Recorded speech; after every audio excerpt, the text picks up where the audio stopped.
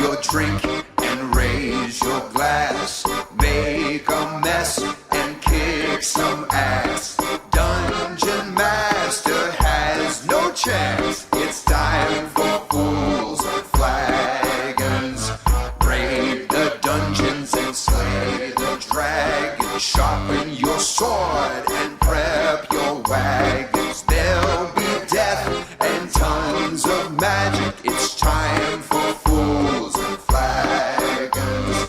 Time for fools and flagons. It's time for fools and flagons.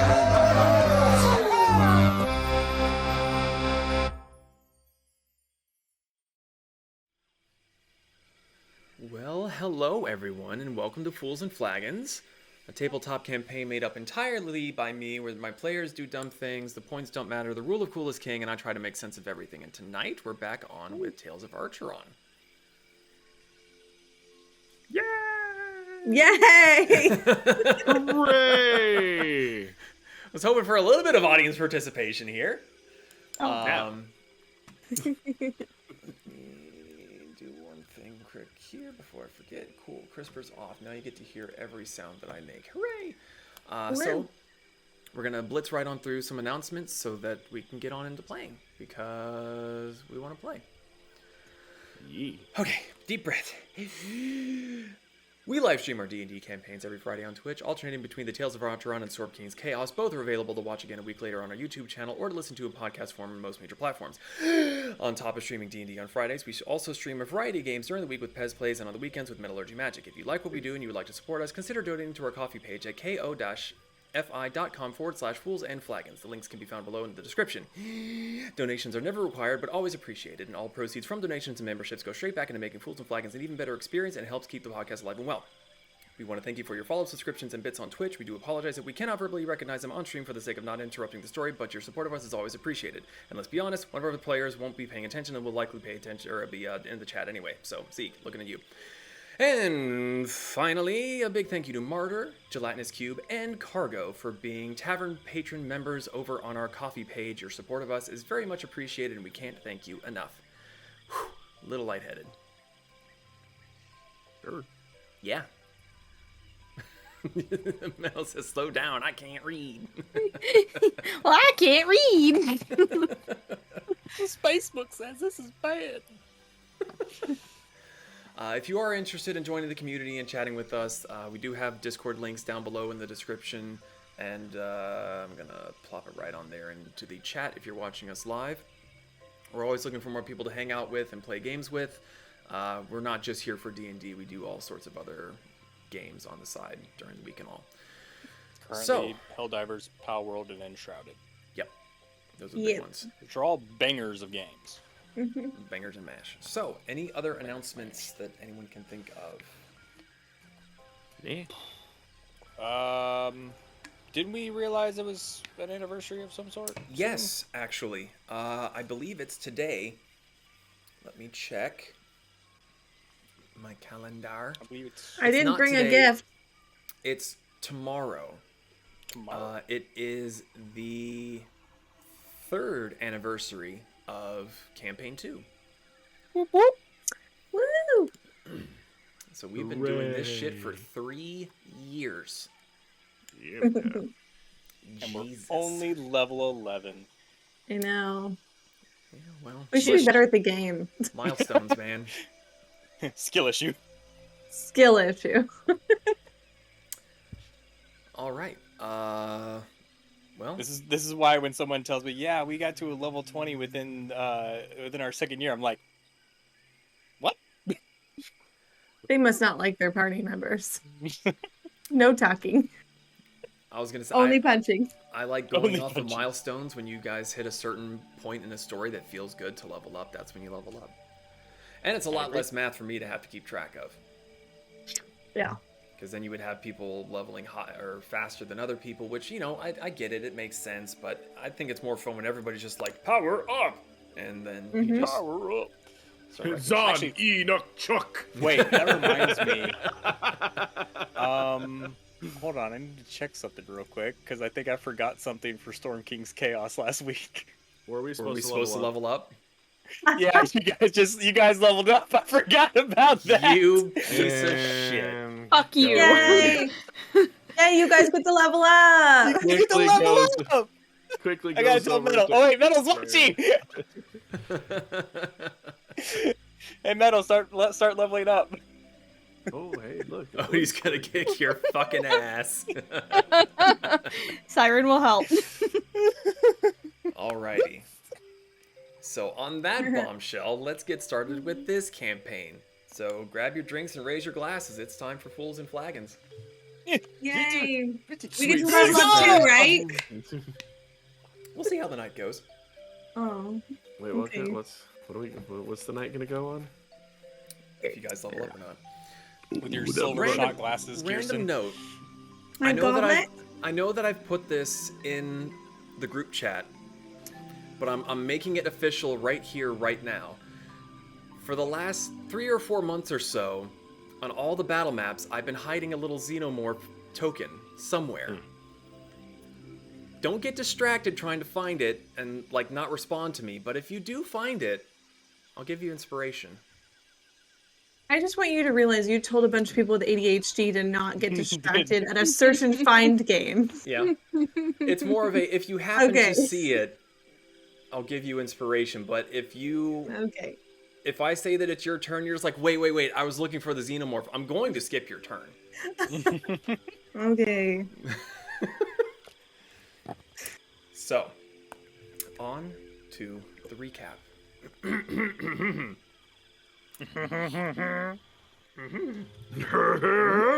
Picking up where we last left off. The Tempests have ventured into the Tepetl Mountains within the Aztlan Empire, a unique mountain chain that rises up out of the ocean. It's a dangerous place, strewn with rickety rope bridges and home to a multitude of elemental creatures. The Tempests have slain a huge Geyser Elemental and retrieved its core in order to fix Brick's ticker. A good first step towards their goal, but 3 other cores are still needed. On their way back, the Tempests were ambushed by a group of cultists known as the Order of the Transcendent Maw. Their goals are as of yet unknown, but they seem to know the Tempests and are becoming more and more irate with their interfering ways. After a messy struggle, the cultists were defeated, and a curious magical object was discovered on their persons, a teleportation stamp. What could this item mean? What are the cultists doing in the Tepetl Mountains? Many questions that need answered. But for now, we rejoin the Tempests as they venture back across the spires to the main base camp of the Yatiko region. So, who wants to make a travel roll? Can I do it? No. Okay. 19. 19. Okay. I have assertive dominance over the sea. I wanted to roll a 1. Let the record God, show that just because you roll higher on these travel rolls doesn't necessarily mean that it's going to be. It has nothing to do with it being better. It's just I dominated Zika, so I needed to. Fair. Okay. I don't like how that was put. You're What's muted, that? Kirsten. Oh, I was just shit talking and saying that the last game, Brick was the one that basically caused everything to happen. So I think it's someone else's turn. That was the reason. But it's fun. We all had fun. Okay. Also, fuck you, so, Becca. As you all travel back, it's going to be another 3 days or so to get back to the base camp, traveling by foot. Oh, okay. Maps. Are you good? Can I continue? Yeah, sorry. Can you? Talking to myself as usual. Sit your ass down there, Zeke. So, already sitting. as you travel along the rickety bridges, you get to one of the midway spires where the bridges temporarily connect. And as you're passing along, you're having to travel single file along this ledge that's a very, very narrow walkway. What's the marching order here? I mean, I have the map, so I'm up front, I assume. Okay. I'll be third, I guess. If Kasumi's near the back. I think I was behind so we got Kasumi last Mariko. time. Yeah. And then Kasumi and Zon. Okay. So, traveling single file across this narrow outcropping to get to the next bridge, the ground begins to rumble underneath your feet as some of the rocks give way under the combined weight of Brick and everyone else. I like the first option better. I need everyone to make a dexterity saving throw. Oh god. Oh boy! Those are my favorite throws to make. Oh god. I'm good at those, but I don't know why I'm nervous. Oh god, oh Jesus, oh fuck! Oh god. Okay, I saw a double fist pump from Moriko there. Natural 20. Okay. Okay. 21. So, Moriko and Zon, keep your numbers in mind. Because you both rolled higher than a 19, you can give one other person advantage. That's on either side of you. So Moriko, you can give it to Pez or Brick. Zon, you can only give it to Kasumi if you want. If Kasumi needs it, she will have it. I got a 19. Brick. Pez, what'd you get? Oh, natural 20 with a new dice with a So plus 8, basically, 28. the only one that's failing here is Brick. So Yeah. Moriko, We'll see. since you are right beside him, and Kasumi, you as well, since you rolled a 19, the pair of you are able to help him. Brick, you have advantage. Roll one more time, please. He rolled a There's 1. no way. Christopher thing. murdered the fuck out of that. Yeah, we couldn't hear anything. Sorry, I rolled the same thing. Rip. Okay, Brick, you begin to fall. You are falling like- down the side of the mountain. Magic, Moriko don't and fail me now! uh, Misty step! Mariko and Kasumi go to grab your hands, but he's too heavy and he slips down. Brick, you do Misty Step. Does it work? We're gonna find out. Does I? It's first level, right? No, I think it's the second level. Let me check. Yeah, it's second level. Barely a success. Oh! So Brick begins to fall and he goes and teleports himself up and just sort of like poof on the wall, just hands just grabbing into the side of the mountain. Just like rock hand. The rest of you hold tight as the ground begins to slip underneath where you had been previously standing. You jump out of the way, you grab on, and as the rumbling begins to settle, those of you that were kind of in the middle of the pack, so no longer Brick because he's kind of bamped himself away, but Mariko and Kasumi, you're close enough to see that there seemed to be some very, very large bones sticking out of the wall where the rock has given way. So if you're kind of like right along the ledge, like the whole side is just like caved in and scooped out and just plummeted to the ocean below. And would have buried Brick underneath the waves, but he bamfed up back out of the way. Bones. Very, very large bones. And so they don't look like they moved, it just looks like the rock fell away from them. Correct. Okay. Kasumi's just gonna kind of peer over and look at Mariko. Do you see that? Yeah, I can get a closer look. Is that normal? I mean, multiple different things live here. But why are the bones in the rock? Probably just over time got swallowed by the earth.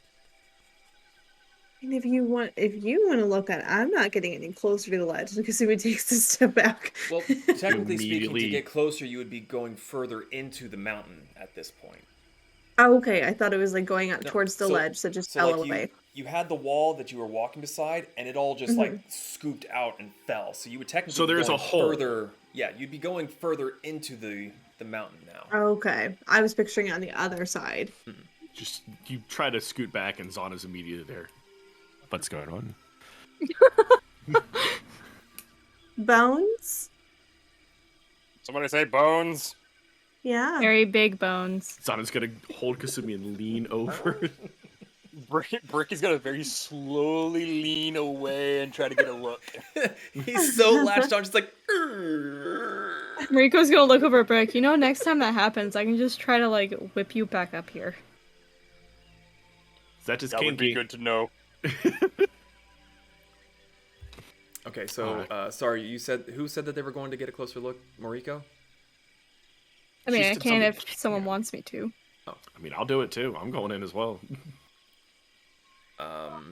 So Kasumi, Zan is being ever so forceful to get around you. Move. If he's gonna try to shove his way, Kasumi is gonna go into fox form and just kind of curl up into a loaf on the ground. I'm not gonna shove you. That would be mean, especially on a fucking cliff edge. Well, she's very paranoid about falling, so she's doing that. She's loafing, okay? I will step over the loaf carefully. So then, those of you that want to inspect, please do a investigation check or a survival check. Do I have to be at disadvantage, or am I okay? Oh, did you go and look as well? I want to look. Yeah. I'm just being very then yeah, careful. go ahead. How? Yeah. Okay, so it's If investigation Mariko is or going, survival. if Mariko is going in, you may have to get around Pez Oh, to get into it. I'll just step over it. I was gonna say he's kind of small, so. That's mean. He's not small. He's pocket-sized. So you said investigation or survival. Or survival. Mariko, you look pleased with yourself. What'd you get? 19. Okay. 16. 16. Zon? 17 plus. You said survival, right? Survival or 22. investigation, whichever one you want to do. Survival, 22. Okay. Well, between the three of you, it becomes very apparent that these are ancient dragon bones. And Zon, at the very least, while some of you may know that, an ancient dragon is a fairly intense creature to come across, and generally speaking, its body parts are very, very valuable. Zon probably he probably knows this just a little bit more than most of you, especially, no offense, Mariko, but with you not being very No think. civilized. No think. Yeah, so Zon, you may start to drool just a little bit, knowing how. You might need to wipe your chin there. Don't need no fur getting matted. So, what would you all like to do? Can I look at the bones to see if they're... if anything looks weird or, stands out more than anything else? With your particular role, it's kind of hard to really determine what may have been the cause of death with this particular creature. There's no real markings on the bones that would not be normally seen by something that was buried long enough to become unearthed by natural causes.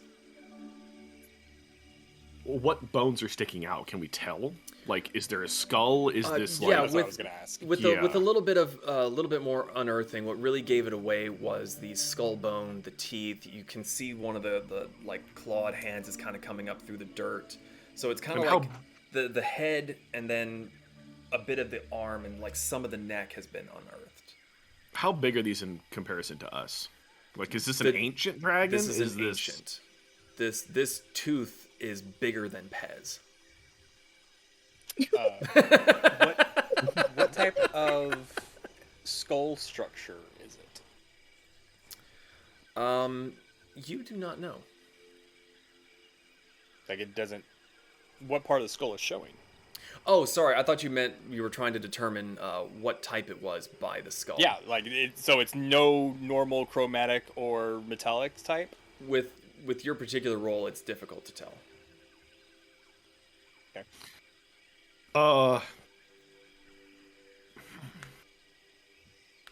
Is there anything sticking out that looks like it would be easy to free?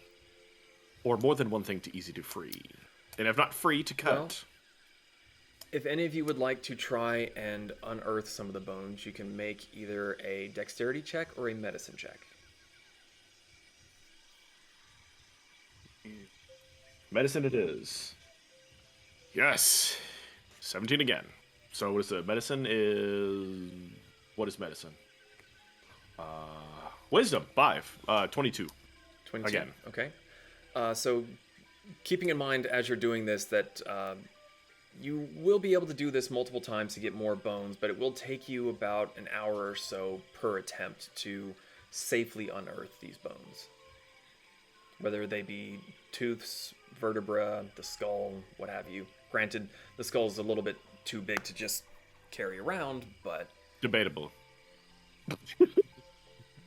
Brick, you just Yes, about fell to your death, and you want to try to carry a giant ancient dragon skull? Rick's not smart. Look, I mean, the better question is, do we have time to do this? Like, are you going to die, like, tomorrow? Mid-sentence, when he's saying this, looks at Pez like, I don't give a fuck how long it takes. I don't say this with the eyes that I have. I reiterate.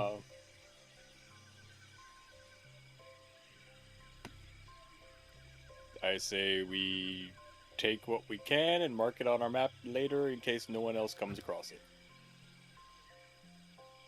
So, how many people are attempting to get a bone here? Just Zon?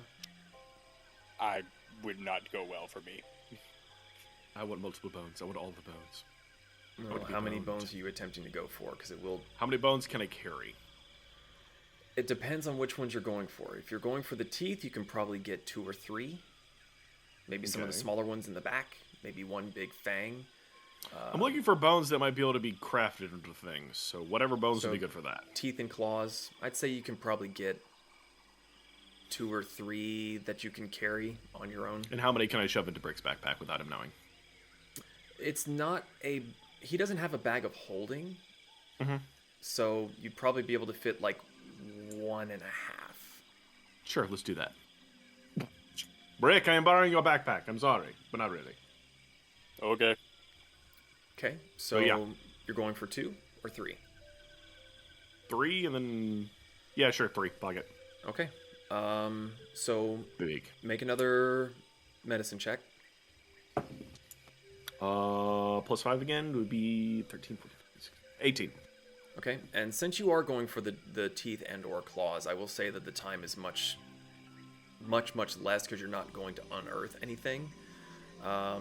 So do one more check for me. Sorry, I almost hit die against die. 15 plus 5, dirty 20.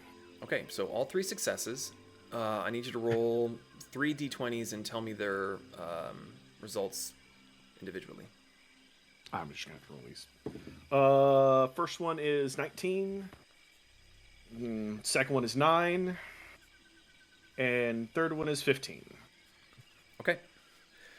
So, Zon spends the next 45 minutes to an hour and a half making sure that he successfully gets these bones unearthed, taken off, shoves them haphazardly into Brick's backpack, however way he can, probably breaking something along the way that's in there. I'm only putting like one. Whatever I can't carry. I take the putting core in. out and just wait for him to be done. Yeah, I'm not putting everything in his bag. I'm putting what I can't carry in his bag. Okay. So, Kasumi is taking a short rest while this is happening and taking a nap somewhere out of the way. okay. Are you spending any hit dice or anything? No hit dice. Okay.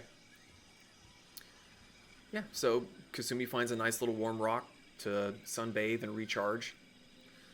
And the bones have been gathered. Anything else you all wish to do before scooting off? So it's 3, right? 3.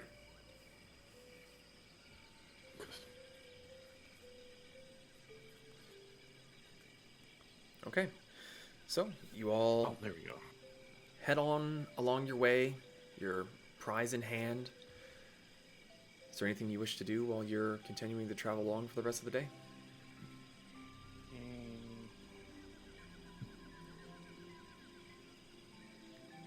No? I got nothing. Okay. You guys are just a bunch of chatterboxes tonight. I see how this is Sorry, going. I'm typing out a description here so I can Well, make sure. I actually, I will say, right before we leave, looking at it, Brick's kind of puzzled. He looks at Zahn while he's getting the teeth out. Do you know what kind of dragon this is? I can't place it. DM, would I know what dragon says? Should I make a roll? Oh, you're absolutely going to make a roll. I just need to decide what roll you're making. Do another medicine check. Okay. 17 plus... And 5. What am I doing? I know exactly where it is. 22? Man, I'm only on 17 tonight. 22. You get the feeling that this is probably a blue dragon. Ooh, blue dragons have to do with lightning, don't they? Uh-huh. So this would be the blue dragon of most likely. Interesting. Zahn looks at the skull, looks back at the tooth he's about to shove in your backpack, goes, "Ah." It's like a static shock. Yeah, just a little, what you call a V8. Wonder if we can make this into some sort of electric bone sword. I don't think that's how bones work. That they can be crafted into armor on certain occasions, which is for later. Tell that to Skyrim. Who's What is the Skyrim? Sky of Who? Rim? Don't you be Just injecting some- lore into my world. Just some guy I met back in the Nightly Kingdoms. Also, like, for a blue dragon, isn't the most important fancy thing like the nose horn? I believe you are correct. Damn, did I get the nose horn? You were going for claws and teeth. Guys, I need to take another 30 minutes. Yeah, no. If you couldn't even tell that was a blue dragon in the mountain because of the giant unicorn horn on its schnoz, then it's buried in there or it's already taken. Was its nose sticking out? The skull was there. That's how you got its teeth. Mark Yeah, it but on did you see map, the we'll nose be back horn? Later. Come on, let's go. Come on. Rick's dying. I Or am do in you even fact care dying. about him?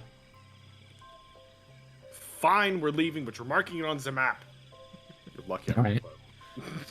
You're really lucky I rolled low. So, if you do want to mark it on your map, if you're looking at the upper side of the Moquepa, it's that little bean-shaped spire right above the Moquepa. Okay, so we are on the thing that I thought we were on. Okay. Mhm.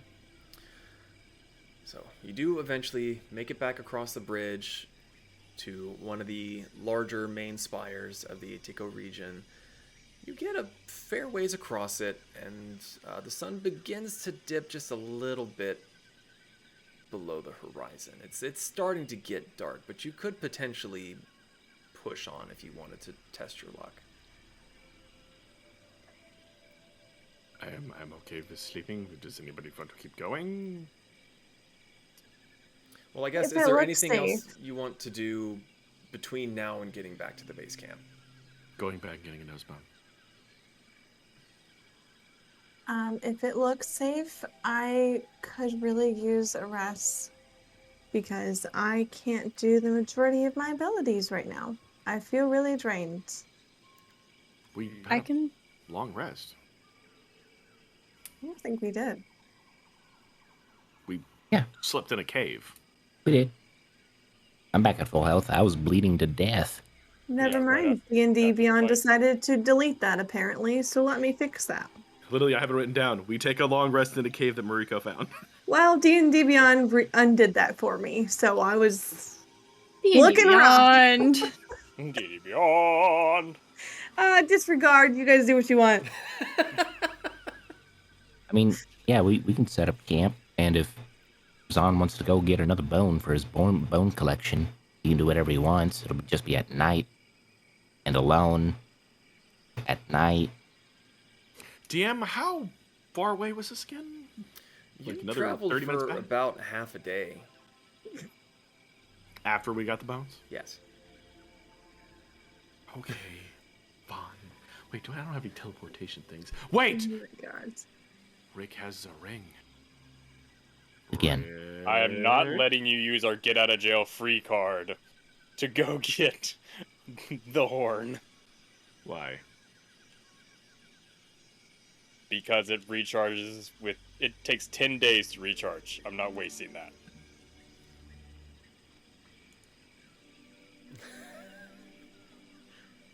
No.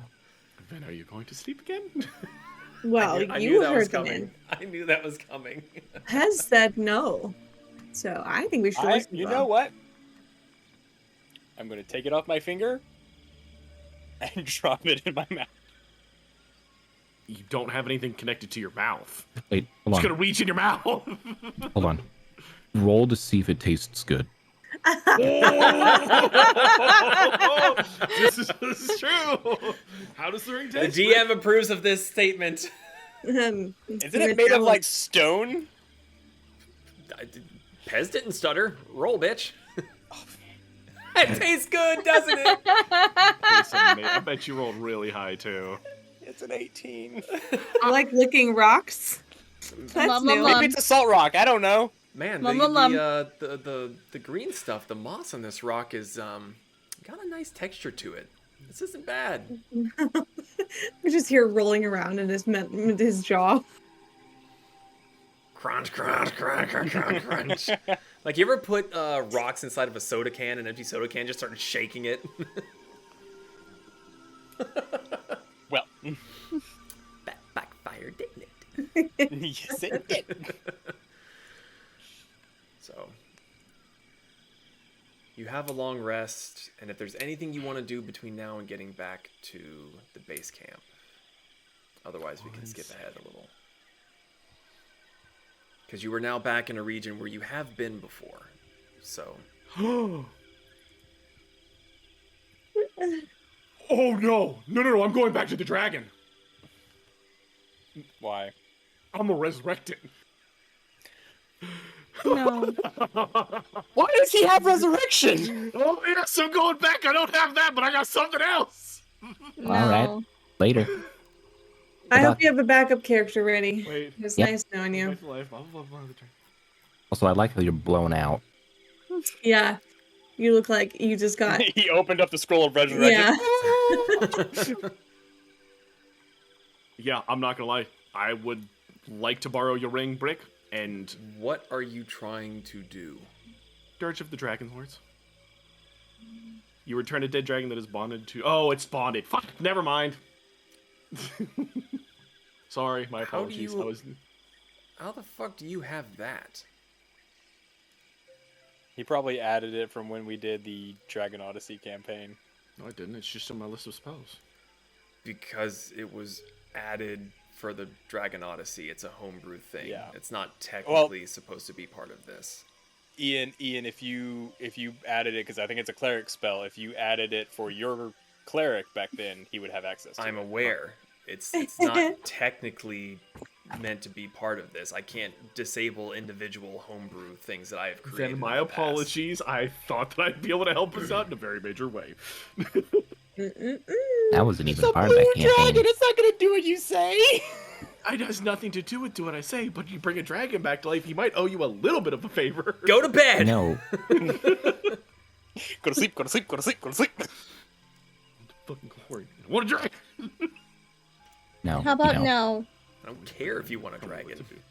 You do not want a blue dragon lich coming after you. There's too much Eridol right now. We need to bring you back to Zon.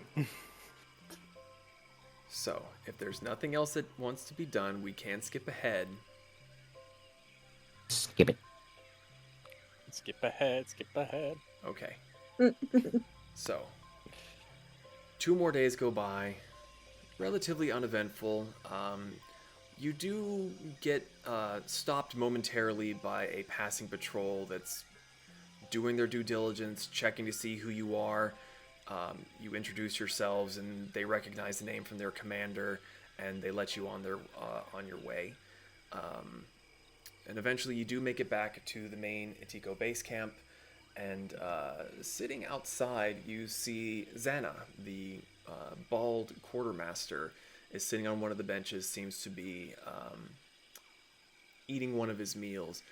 And he sees you all arriving, and you see him kind of, with squirrel-cheeked, and goes, "Good day to you, Tempests. Sup? You look healthy and hale."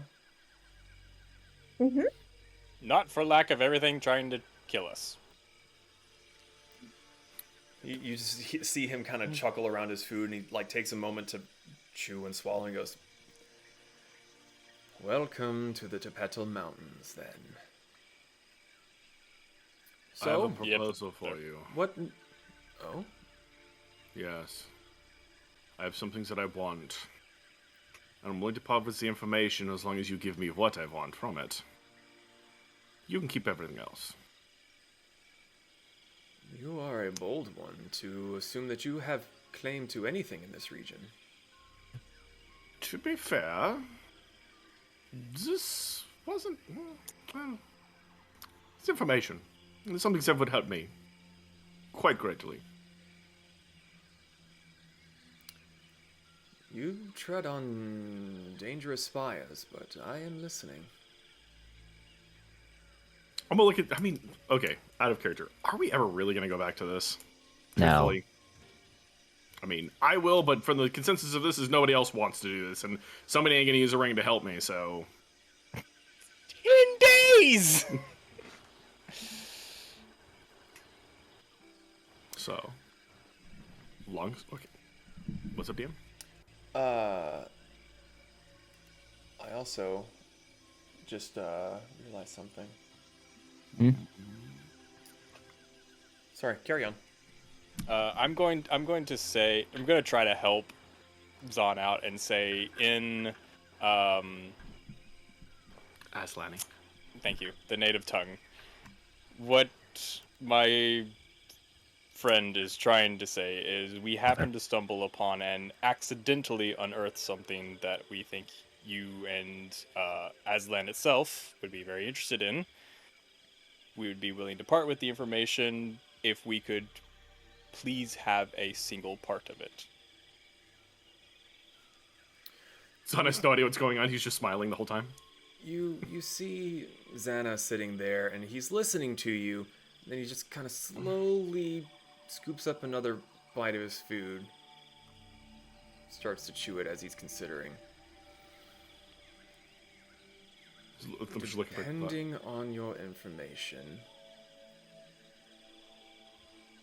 and from Go my ahead. reports, you also informed us of some interfering outliers, and he looks towards you, Moriko. Are you?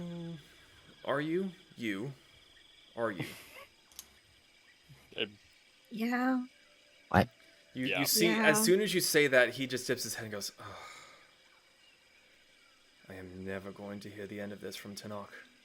No. I am so confused. What is happening? Same. She's a myth. For Yeah, lots of I'm a people. living myth here. Yeah, so now that she actually exists...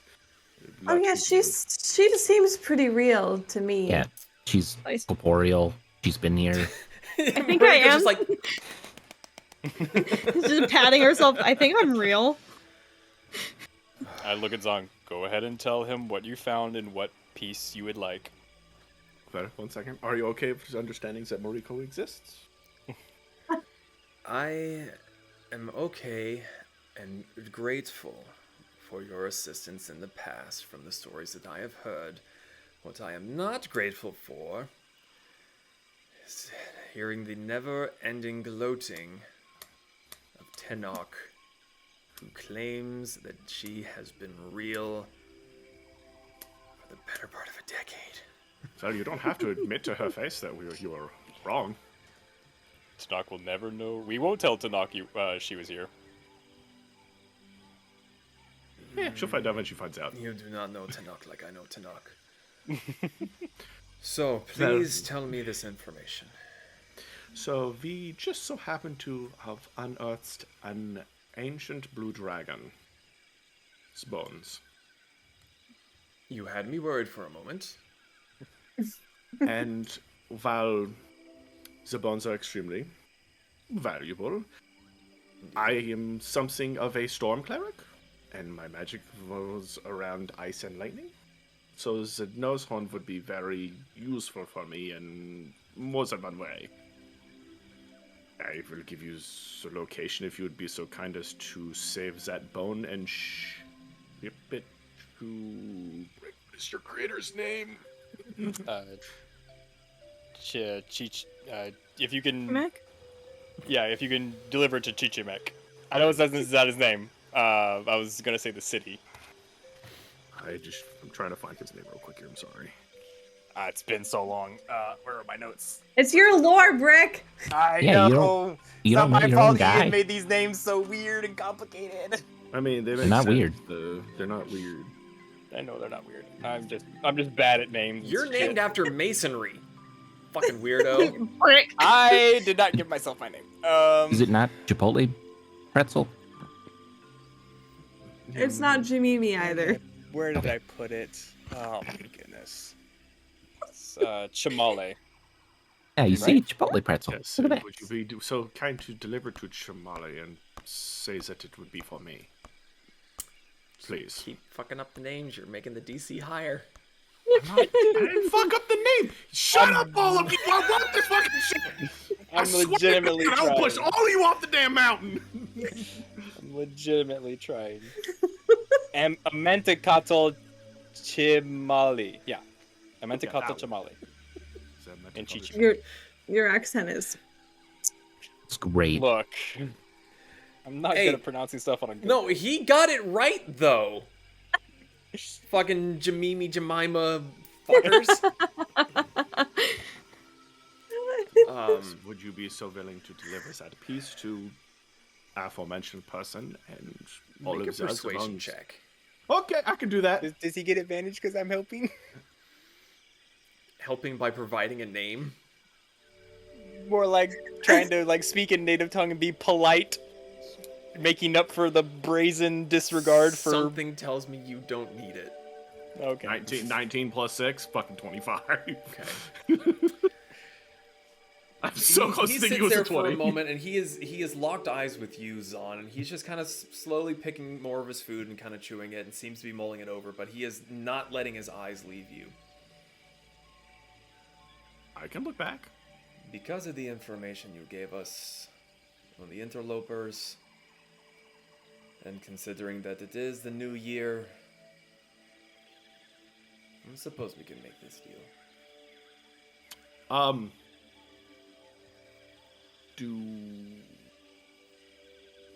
Is handshaking normal for this culture, or is there some form of gesture? What that are I've you seen. trying to do?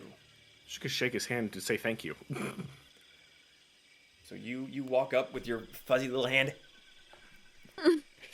and he kind of looks at you curiously, and he just takes your hand and. So where I've come from, this is can it be a form of thank you? Interesting. I thought you were just trying to help me stand up or something. Rude. So, where would these bones be? Pez, my good friend, is a map. The map Oh. keeper. Please. Oh, please. Water. Water. Quit stealing my line. It's my line. I made it up. No, the hold, please. I mean, I know where it please. is. I know where it is on the map. I just need the map to show him where it is. Yeah, he's getting the map. Look at him. He's getting it out. He's trying real That hard. smug face. Right there on that bean. The bean. This is, yeah, it's a Bean. small bloom, kind of semi-crescent shaped island. I'm really curious how many thumbnails are going to be him holding up his phone with a map now. Bean. I picture Pez just like whipping out the map, sticking his nose in it, and tracing around until he finds the spot.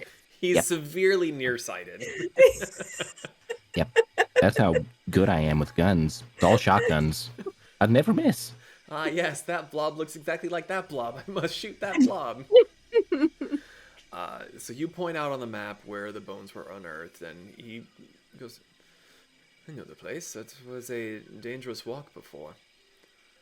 But now there's a dangerous walk in a big hole in the wall with dragon bones. Rick almost fell. Yeah. So please be careful. He stands up, raising a finger, and he goes into the doorway of the main structure. And you see him kind of peer around for a minute, and he calls out, "Tilali, come, just a moment."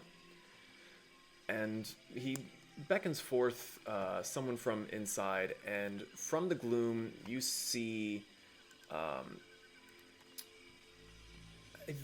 I'm trying to think of the best way to describe this person.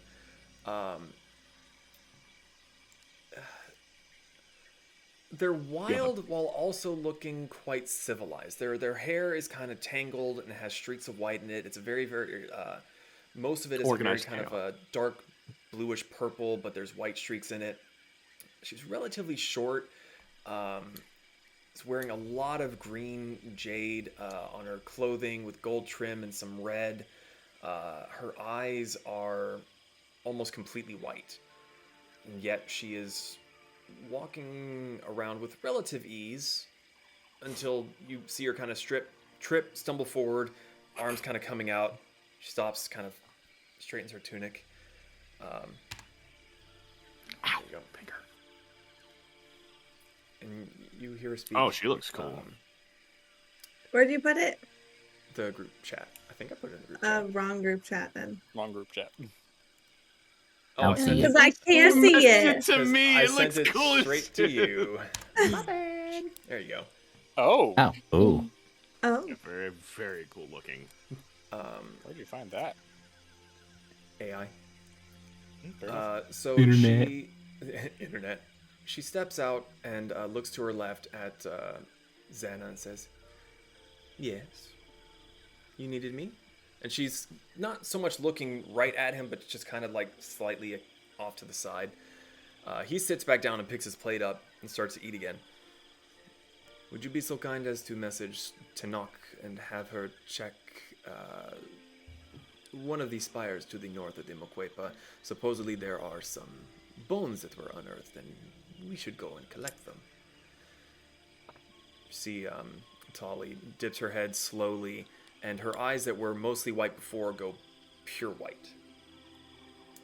She pauses for a moment, and when her eyes come back, she kind of looks again sort of towards Xana and goes, "She has been informed." That's a nifty trick. The face sort of turns towards you, Zon, but still seems to be looking past and through you.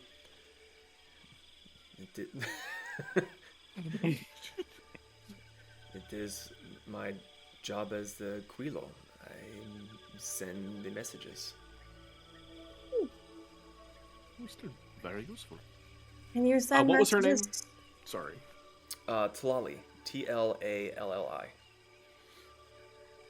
Can you send messages to anyone? Generally speaking, I need to know of them. I need to have seen them before. Do you know Gemini? The mechanical woman. Mm-hmm. I do. She is very nice. I like her. Have you seen her lately? I heard that she was here but a few days ago with, from, as I come to understand, the 5-4. She kind of pauses a moment and seems to be listening, and then tilts her head. 5 of you? I was told there were but 4. We picked up a straggler. Yes, we picked up a myth incarnate. I thought you were about to say, we picked up a murderer. I am not the murderer. Yet, give it time. You'll get that. A straggler in the Tepetl Mountains. Moriko, She's a local. would you like to introduce yourself? You see her tilt her head again. Xana, by the way, is just sitting here just like, I'm just waiting to see what the fuck happens. he's just watching. He's barely managing to hide his grin. But Tlali kind of tilts her head. The only locals apart from us are elementals. And even though Mariko hasn't said anything up until this point, the head turns and those white eyes seem to look right at you. Not through you, at you.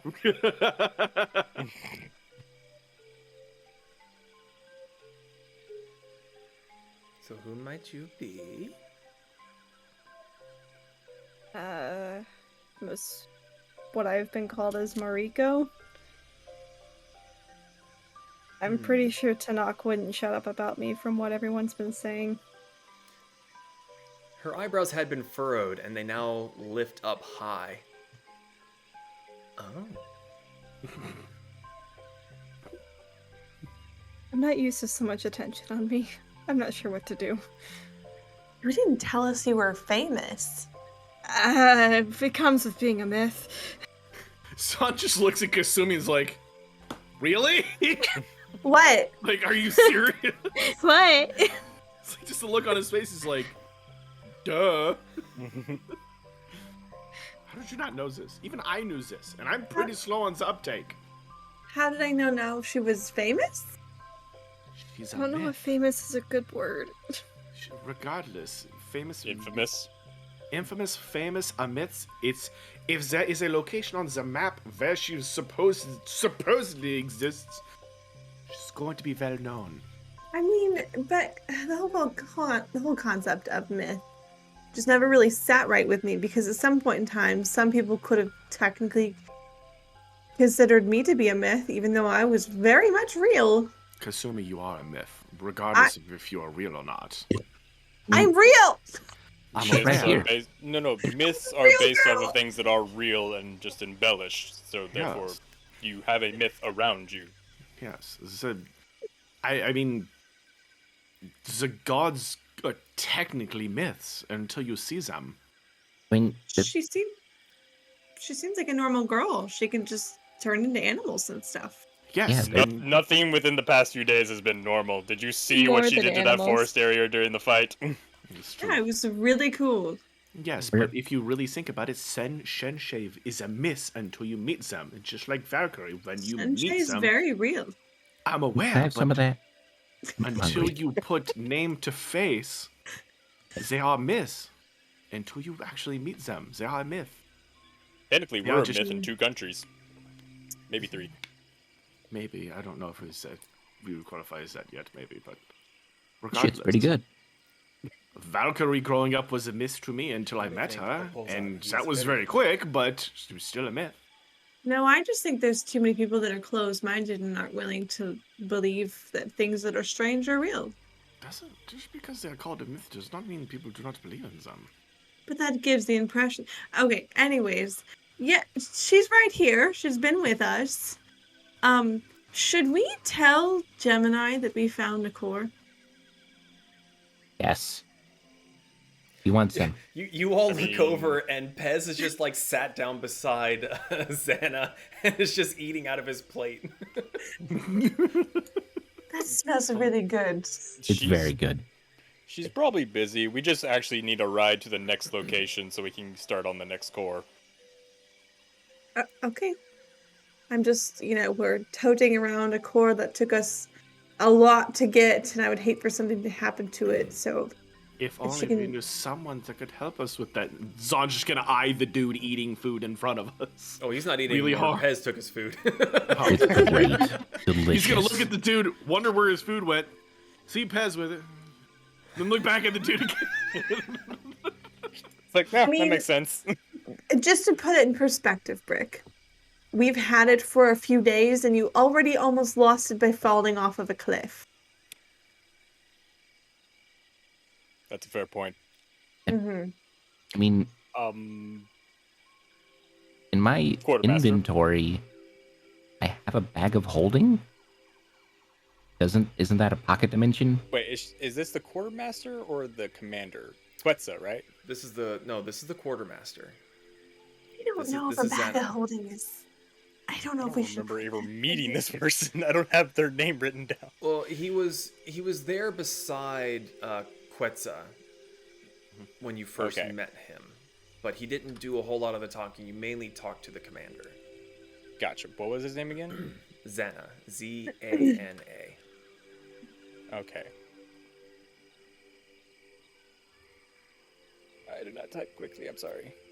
You also see Tlali look over at the quartermaster, and she kind of gives like a little slight head tilt, and he kind of nods his head and like does a little head gesture that she's been dismissed. And she, as you are like in the middle of arguing myths and legends, she just turns and goes back inside. Bye. See you soon, Tamale. Well, Anyway, Some more hit points for the next boss.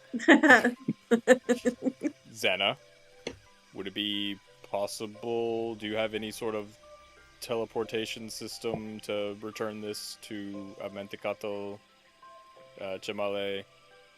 There are very few who have access to Chamale personally. I myself have been here for...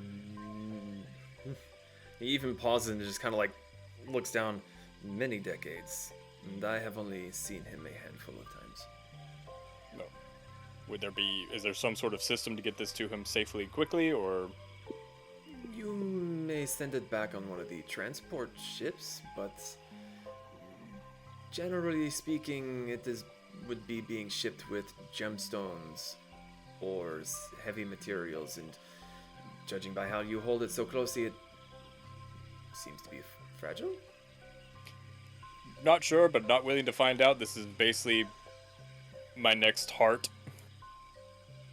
is there a chair next to that guy? Yeah, Pez is sitting on it. It's more of a bench. So there's room on the other side of him? I'll scooch.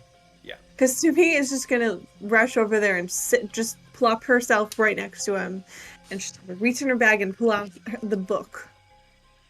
I could send her a letter. Oh, the book. I was like, that really narrows it down. Thank you. Yeah. The book. Yeah, sure. Send her a letter. Let her know we got the first one, and ask if she or someone else needs to come pick it up. Okay. Do we know where we're going next? I just look at Zana again. When's the next transport leaving, into which region? Yes, I know all of this information. Clue. So we do not generally go between the regions. Supplies that we have come and go from Tlaco, the central region, and from there, it is the main storage area of the region. It is the most well defended, but it is also, in some people's opinions, the more dangerous area, whereas here you mostly deal with water elementals. In Pakyotl you deal with air. In Tlaco you see all types of elementals appear there from across the region. It is very central. But if you We wish to should go go there. to one of the other locations, unless you are willing to swim, which I would not recommend. Guess we head to Tlaco and figure out where we're going to next. I'm guessing besides Tlaco, each region has their sort of main element associated. For the most part, the areas are broken up into the elementals' claimed territory. So our region here, Etiko, has been claimed by the water elementals. Pakyotl has been claimed by the air.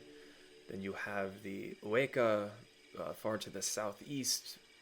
They are the fire elementals. And then you have the Tentli further south than us, which tend to be more earth elementals.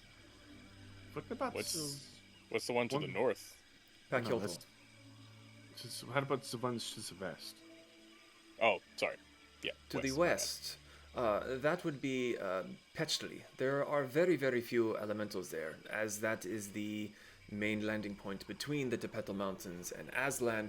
It is far more defended, and the elementals have essentially been pushed out of the region to keep it safe for the ships coming to dock. That makes So sense. water, air, earth, fire. Got it. Until the Fire Nation attack. Until the Takatari attacked. I guess we are going to Tlaco. When Tlaco. would the next ship be I say coming? Tlaco. Tlaco. Talaco. Taco? You might have to spell it out for. What am I getting wrong? T-L-A-H-K-O. Talaco. The syllables aren't. It's not Tlaco. It's Tlaco. It's a Talaco. close enough. Zon's just gonna be standing there. I'm not gonna say it. This is not my tongue. It You're is talking to Mr. Runes. it is the quartermaster attempting to educate Brick in speaking his own language. Look, I have the encyclopedia. There's not a. You kind of see him as you're like going through this argument. It's like, do you have something in your mouth? Maybe. Just because I don't think you ever said you took the ring out. Brick.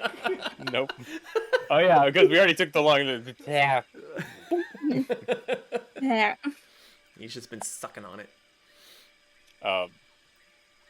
Look, I have the encyclopedia. There's not a little microphone button next to it to like so I can hear how it's said. What is a microphone? Don't worry about it. Kasumi is actively like writing in the book. She's just writing down. Just okay. So I'm gonna tell her that we found a core from a water elemental. It was water, right? Specifically a geyser, but yes. Okay. And tell her that we're going to the next region. Well, tell her we're going to Tlaco, Yeah. which she would know is the middle, so we Mhm. can figure out which region we're going to next. Okay. And are we leaving now? I mean, we're leaving as soon as there's a transport.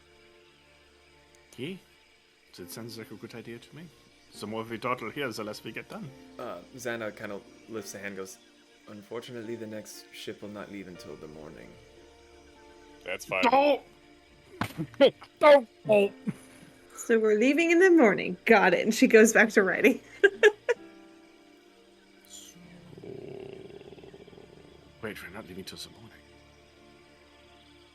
How long will it take to get that horn? It took 2 days to get here from there. And Yes, but if I have a way to expeditedly get there and back... on a different This note, is- besides his bone hunt, do you have an area where guards who have been doing patrols like to gather in case we want to ask them any questions about what they've seen? He just gestures his thumb right into the door where Talali had come out from. Are we allowed to go in there? Of course. In fact, Okay. as your friend has eaten the rest of my meal, you Yum. are welcome to help yourselves to Apozan's cooking. It's quite good. Okay. I do not know who this is, but they will eat all of the cooking. Mariko, are you going to be getting some more interesting reactions as we walk in this building? Oh, yes, Mariko, you have to come If visit they us. find out who I am, and if they do, I'm probably gonna hide. I don't like much attention on myself. That's I fair. mean, do you want a costume that I have in my inventory? I mean, I could hide as an animal companion. Could you be ein bunny? No, I'll eat it. Why not be a velociraptor? I don't know if I know what that is. Hamburger. The bunny is better. You really want to give hamburger somebody to, for lack of better words, be attracted to? And then rip it away What? from him? No, just it's a chicken with fangs. What's wrong with you? What happens when a male chicken with fangs meets a female chicken with fangs that have something in common? You kill one and eat it, No, you have smaller ones that are born from it. and then you eat those. Look, what? You didn't grow up on a farm. Anyway, turn into whatever you want. Don't listen to Zahn. Just be you. I just wanted to... You're ein butthead. Sounds like I just walk inside the fucking door. Bye. Okay, so Zahn goes inside. What are the rest of you doing? I'm actually sticking with Zana, and I was again speaking to her in Him. Aztlan, and kind of asking her questions about. Him. Gonna, It's a guy. sorry, I thought you said woman. My bad. Him. Uh, asking him questions about like, I'm gonna butcher this name again. Is it what's the god's name? Because I know it's a play on the actual god. Tlazolcoatl. That one. Just how often does he appear, come down? Is he, because talking like, well, I've met some of the others. Some of them are very active in their regions. Some aren't super active in their regions. I'm just curious about this god that I'm kind of from their region. Some are dead. Don't. Tlazolcoatl, he tends to stay on his mountain with his mate. They are most widely seen together during the annual games that the Takatari host in their vast open fields. He kind of looks over at Kasumi, who's sitting beside him. Forgive me, I am assuming that you know what I speak of. Yep. Uh-huh. But I was speaking to this one, not you. Otherwise, Tlazolcoatl tends to only really show himself either to the Empress, in Coatl itself. Even that is relatively rare. But Tlatelolco, where the mages are trained and the spiritual and healing, those of the spiritual and healing profession go to learn and to train and to get closer to our deity, which is located at the base of the Lover's Mountain. He kind of appeared to me in a dream one time, but he wasn't super talkative. Granted, he was kind of pissed off at the time, so fair. I am doing my best to not be very biased, but I have encountered him but once, and it was intimidating. Oh yeah, he's big. Does he keep the huge form during the games, or does he shrink down to like a human? Oh no, Or they both humanoid? they both dwarf mountains. All right then. And Kasumi, even you remember during your dream vision seeing Shenshay that just her body was colossal. Mm-hmm. Does that not give the competitors anxiety? Like, do you have to train your mind just to be like, oh, that's what I'm performing for?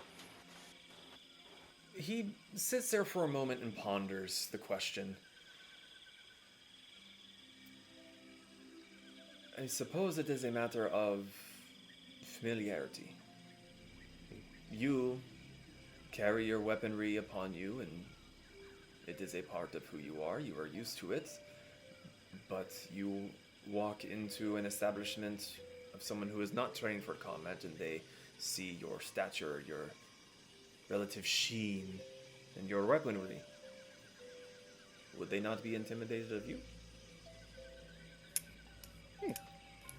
Fair point. Look, I'm pretty sure you've seen one giant snake dragon. You've seen them all. How many How giant many have snake you dragons seen? have you seen? They're both just asking the questions. Look, I've seen the inside of a T-Rex. Nothing phases me. That's fair. Shenjay is very beautiful. I have seen her but once myself. I thought the sun was coming down to smite us all. Yeah, she kind of does that. There's kind of a... It's weird. He sort of stares off into the distance, and there's equal parts, like, joyful memory and just terror. Have you ever come across the merchant, also known as Coyote? Just a dude. You ever come around here? He pauses a moment and furrows his brow. You mean the trickster god from Drago? Yeah? I do not believe he comes this far. No. That's a shame. From my understanding, he generally does not like to trespass or to go over Gambor's territory. Fair. He's kind of why I'm a little confused about some of the gods, because he was the first one I met, and he just portrays himself as a dude walking around with a cart, whereas some He's of the other really nice. gods are giant dragons. So Well, there's If the stories are to be believed, Coyote also did create the dunes in the desert by digging out the oasis in the center of the continent. So it stands to reason that he could become just as large as they are, but for him to pull off his tricks and his games, he cannot be the size of mountains. that's fair. Just a giant coyote just digging. And then there's Bowler, who's just like a really big dwarf. In the same conversation, he cannot be within his mountain if he is larger than the mountain. That's also fair. And now Brick is just picturing like a gigantic Bowler with a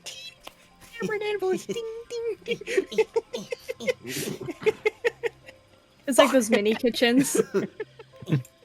He's creating all the dwarves like in Warhammer. He's just painting all their faces on. One guy's just got two eyes going the wrong way. Oh shit, we won't look at him. Oh yeah, that's Cousin Jim. That was the time the bowler sneezed halfway through. You left that one out in the sunlight a little too long. So as you were all having this conversation, Zahn, you've gone inside of the main building, and it's familiar but also foreign. You're used to the long houses and the big long tables where everyone gathers to share stories and eat and feast and, fight. There are several tables here, and there's pockets of different soldiers. It seems like some of them have, upon closer inspection, some of them have different markings that seem to mark them as a similar squad, and those are the ones that are kind of hanging around each other. There are a few here and there where there's multiple groups sitting together, all conversing. But it's a very warm interior. There's a fire off in the corner where you see a... where'd he go? It's a fairly tall human, heavily tattooed, long braided hair tied back in a very ornate sort of bandana that takes up most of the top of his head. Thick leather bracers on, and he's multitasking like a champion. You've seen the people in your longhouses where there's one person that's just rotating the meat. This guy is rotating the meat, he's stirring pots, he's chopping up things, and he's making it look effortless. This man would be very successful.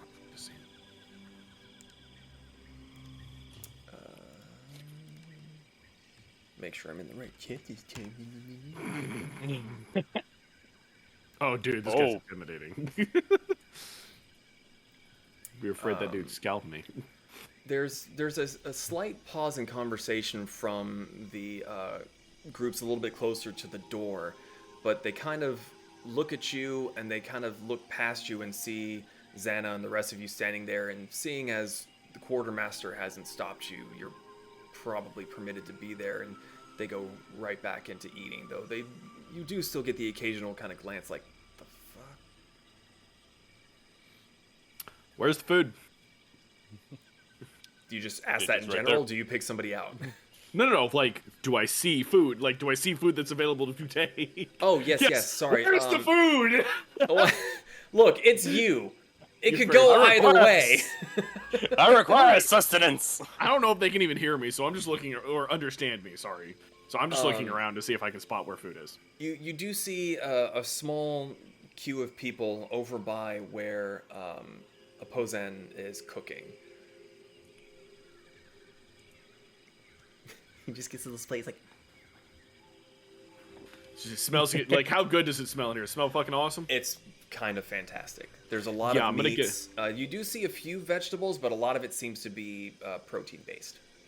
That's cool. I'm gonna grab my whatever that they have there to pick up stuff and just just like I belong right where I'm supposed to be. I picture this is the type of place that would have one of those taco stands that you find where they have like the giant spit of meat going vertically and just a pineapple on top to let the juices flow down. May God help all of us if there's a taco stand in here, That's because not Zon a- probably won't leave. That's not a taco stand, Zeke. I know what you're talking about, but it's not tacos. What are you talking about? They shave the meat off into the tortilla and they hand you a taco. Oh my god. I don't know what's wrong here. Kirsten, you're muted again. It's Mediterranean. Then why was it in Mexico? Really? Why are there tacos in America? Why do we have Mediterranean? We're getting off track. This is fucking D&D. I'll deal with you later. Mediterranean taco is a gyro. Yeah, it's not a taco. The building said No, tacos. hap. We're getting off track. We'll deal with you later. I promise, podcast listeners, we'll deal with him. We'll get there. Just off stream. But yeah, food. Thank you. Being abused. Anyway, You deserve it. Fucking there heathen. is plenty of food. You find yourself a place to sit. Is there anything that you want to do specifically? Are you just wolfing down some food? Are there any open spots at any of the guards' tables? There's a fair few. I'm gonna just pick one and sit with a bunch of people. Okay. You just plop down, and all the conversation stops as you approach, and you sit down, and they all look at you. Yep, just gonna start eating. Just There's a really awkward pause. The one that you sat beside kind of like takes his plate, scoots it over, and kind of like moves down the bench, just like a half scooch. And eventually they get back to eating, but they're kind of keeping a wary eye on you. They don't know what to make of you. are they? kinda- They're obviously speaking in Azlani. I don't understand anything they're saying. I'm guessing. They're all speaking Azlanian, yeah. I look at Xana. Is this a kind of a? Are they not fond of outsiders? He kind of leans forward and like looks in through the doorway because he chose to sit outside. He kind of looks in and sees Zahn sitting there, and he goes, "Well, to be fair, outsiders are not generally permitted. You are either here to protect the region, or you are here to work in the region under express permission from the Empress or Chamale himself. So outsiders are... To say they are not common would be an understatement." Yeah, fair enough. It just Kasumi is gonna seems a finish bit her more letter. than that. Oh, right. Remind me again what you sent.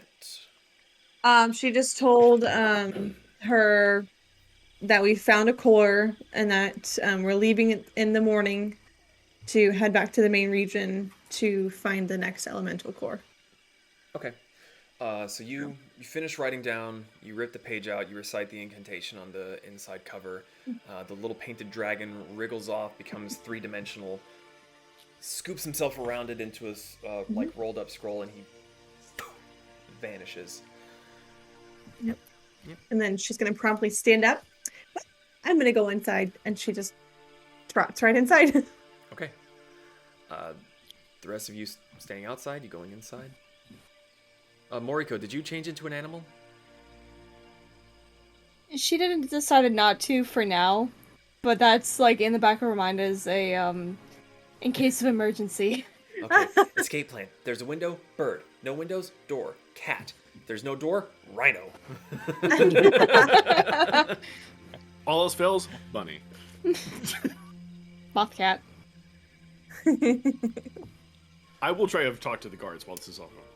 Speaking If they of, though, speak. a druid can only turn into creatures that they have, or beasts that they have seen before. Moriko would not Yep. have seen a bunny.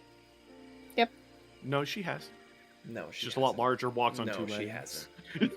You don't You count. don't count. No. Racism! Yes! You have seen a velociraptor. So the rest of you go inside? Sure. Okay. I just sit beside Zon. Like I said, I'm still attempting to talk to guards. So Oh, you never said you were Wait. talking. You said you sat down and started eating. I said a second ago I will attempt to try to talk to the guards. Did not hear that. Okay. I will Well- attempt to try to talk to the guards. Before that, when Kasumi comes in, she's immediately going to scan the room to see if she can find the guards that we talked to earlier. Okay. Like make the a, ones mean- that told us where the elementals were. make a A perception clan, check. Etsy, Talk, and Wayman. I'm sorry. What, do I have to roll something? Perception check. Okay.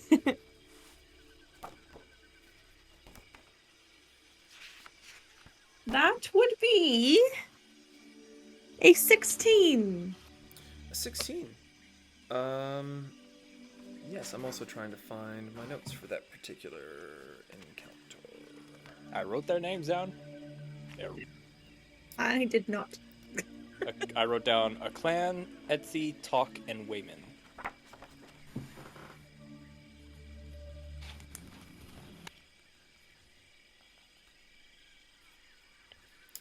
What'd you roll again? Sorry. 16. 16.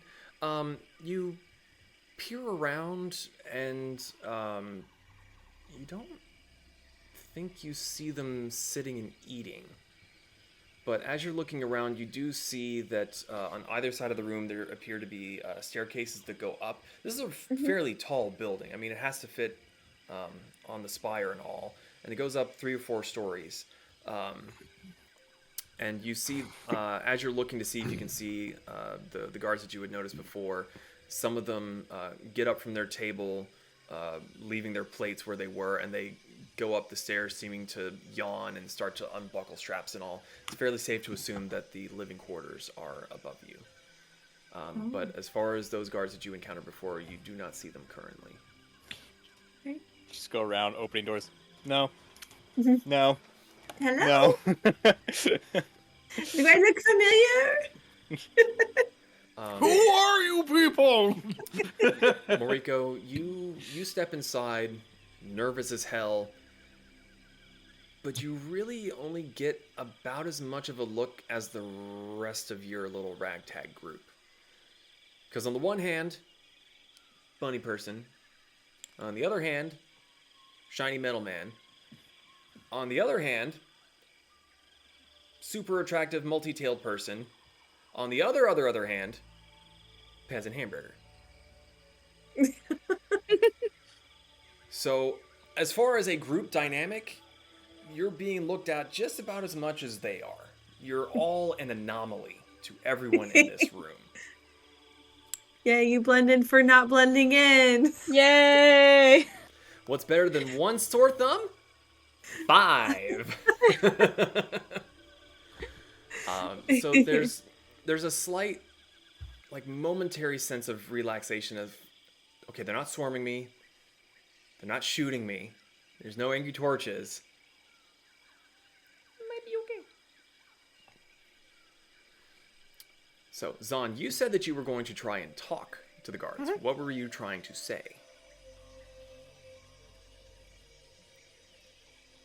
Okay, it's gonna be one of two things. What's it gonna be? Military stuff.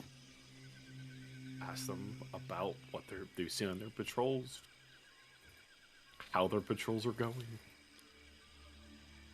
You say this, and one of them kind of looks up at you. And he just goes What did right he on say? back to eating. God bless you. Break, you hear him say, "The fuzzy thing is talking." The fuzzy thing may not be able to understand you, but I can. He kind of like looks up from eating and goes, saying it in Aztlan. "What of it? Nothing I said was false." And he goes back to eating. Just Sama still looks ecstatic to be there. What to say, Brick? They are not interested in conversation. Why? We are outsiders. We are very unusual, and they will be very happy when we leave. Yes, but there's the military here. I'm used to talking to people who do militaristic things. Your definition of military and their definition of military, I think, are very different. But there's a little common ground there. Apples and oranges. They're both fruit. They just do things very differently. Which one looks the strongest? Kasumi, Mariko, and Pez, real quick before I answer that question, what are you three doing as these two are sitting there amongst the guards chatting? After Kasumi scans the room for a minute, she's gonna reach over and squeeze Mariko's arm. Hey, do you want to go with me? I think there's more people upstairs, and I want to see if our friends are here, because I Yes, don't know. please. I don't want to be alone. Okay, because these Don't leave me! don't look very friendly. And there's a couple guards that were really nice to me, and I want to see if they'll tell us if they found anything else. Okay, yeah, let's go. Whoever was nice to you when you were attractive! She is going to use her pretty privilege, okay? Pez, are you following the ladies or are you going to the boys? I mean, I wasn't asked to do nothing, so I'm just standing there in the middle of the thoroughfare, just He's in the middle of the fucking room just petting his burger. yeah, You want to be our bodyguard? on it. Okay. And Get him! Ah! Kasumi just like starts heading for one of the stairwells. Okay. You start heading towards the stairwell, and you see one of the guards sitting at the table kind of like looks up and watches you guys go, and he looks back at his fellows and kind of jerks a thumb over his shoulder, and they just kind of they shrug their shoulders. They don't really. This is again, it's kind of an anomaly. Like it's not been something that's needed to be addressed before. So you. So sorry, real quick, Zahn, you were asking which one of them looks the strongest. Yeah. A little hard to tell. Most of them are still in their heavier bits of armor. Either they've just come off of patrol or maybe they're about to go on patrol. There's one that looks maybe just a little bit bigger. Brick, Yes. ask the big one if he would like to arm wrestle me to see who is the stronger one. I'll look at him, and in Aztlan, I'll say, my friend wants to arm wrestle you to, I guess, break the tension. He kind of looks up at you, picks up what looks like just kind of a loaf of bread, breaks it in half, goes, I heard him, and takes a bite. What'd he say?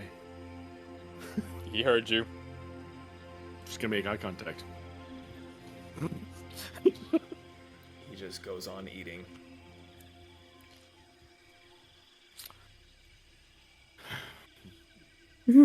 I apologize for him. His culture is a bit more rambunctious. The one sitting straight across from you now, Brick, kind of gives a chuckle. We have heard. We will be keeping an eye on him. Why are they scared of arm wrestling me? They're not scared of arm wrestling you. Their military is very disciplined, whereas yours is point a horde of barbarians at a single spot and go kill. Zahn's hurt by this statement. Is it wrong though? You're upstairs. Still a valid question. No, we still have special military people and things. Ah, yes, the one person that directs the barbarian horde at what to attack and kill. Yes, it is me. I'm just thinking of the Caiaphas Cain quote. If you ever have sisters of battle near you, just yell heretic and point in a direction, hope they kill something. Warhammer reference. That has some. They are afraid then. I will have once this one then. Zon's gonna go back to eating that, I guess. Okay. Shifting back again to the ladies going upstairs. And Pez. Sup? And Pez. I didn't stutter. No, I'm a lady. He's one of the gals. Yeah. I mean, do you remember the It's outfit all he got for the skirt. wedding? Yes. I'm an Yeah, you enigma. were Elton John. He's definitely one of the gals. Oh yeah. So the three of you make your way up the stairs. Part way up, there is a soldier that's coming down. He kind of steps to the side again, looking at the three of you curiously, and he says Just something. me waves. He says something to you, which none of you understand. Mariko, do you know Aztlan? I don't think we covered if she, like, what regional homebrew dialect she would know. You guys were supposed to go over that a couple sessions ago. I remember that. Whoopsie. Yeah. Roll a dice. Oh. Yeah, roll a d20. And add your See how intelligence broken modifier it is. How broken your language skills are. 17. with your intelligence modifier added to it. Intelligence modifier? 21. 21. You don't get to practice Aztlan too terribly much, but you have heard enough talking to Tenok that you get the general idea that it was. Are you new recruits? Yes. Would she be able to speak it, like, kind of brokenly? With that roll, it would be quite broken.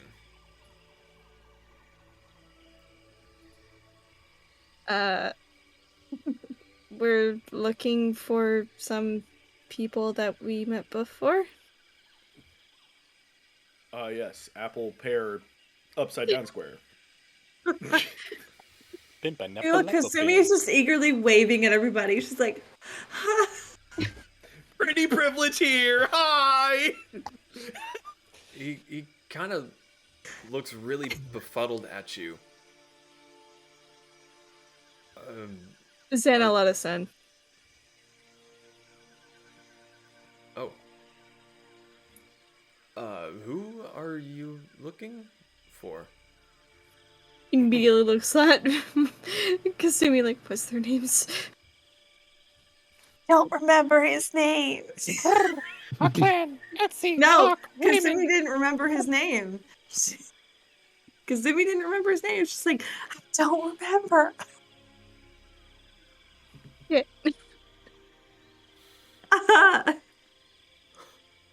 To be fair, she doesn't remember the names.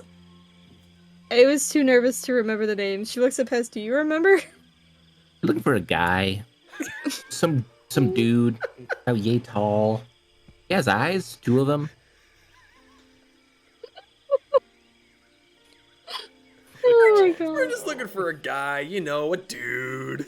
You know, at first I thought my part was fucking awkward. Now I feel a whole lot better about how my shit went. I love When how Mariko- I love how normally this group of 3 is super stealthy, but if they ever get caught, it's like, What's up, I'm making- Mariko? But Mariko remember, like, the general island where they met those 2 guards and, like, what it may have been, like, referred to as. You are not familiar with their nomenclature for the islands. You would be able to point Mariko's to just it gonna, on a like, map. grab the map from Pez and just, like, point to it. We ran into them on this island while we were traveling, and they were really nice to us. We're wondering if they were here. It would have been a couple days ago. He kind of looks at the map. Damn it, Pez! I see you. He looks at the map.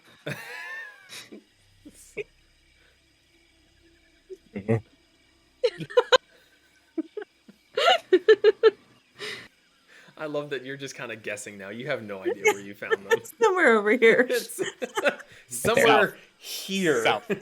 Mariko would remember. Right. Somewhere here. I love how it's completely Buzz. blurred out. He looks Pez at it for a vision. moment, and at the other 2 of you. I am sorry to say that gives me nothing to go off of, but if you are not recruited, you are not part of our station. I'll have to ask you to not go into the living quarters, so please go back down the stairs. Oh, the upstairs living Okay. quarters. What did he say? We're not allowed to be up here. Oh, what's up here? The living quarters for the recruits. Oh, They think you're prostitutes. shoot. Camargo just like wedges a rock at fucking Zahn from. I don't know why, but I feel the need to cause harm. Something just happened. Okay. I don't want to get in trouble. Neither do I. Let's please leave. We will stand there Okay. and kind of wait for the three of you to go back downstairs. Kasimi's just gonna slowly pivot and kind of slunk her shoulders a little. Just cross her arms. So happy when you act like me. So Can I what's up, Pez? can I like tug on the guy's sleeve or pant leg or article of clothing Yeah. and just like get his attention? He kind of watches the two of them go down, then he feels the tug and looks down at you. And he says something in Aztlan that you don't understand. Teplacato. If you see that random guy again, just tell him we were here. He kind of just... Teplacaco. Just... Teplacaco. Minecraft Roblox. Kasimi's just gonna sigh and look at Mariko. See, I didn't really think that through because I was kind of hoping that the dude would see us and then recognize us. Fair. I didn't pay attention to his name. I really wanted to know where the elementals were. That's all I think was cared about talking about. I'll admit, I was a bit frozen because I'm not used to dealing with people all that much. That's fair. Well, I guess my plan was foiled. Don't worry, I told him to keep an eye out. Thanks.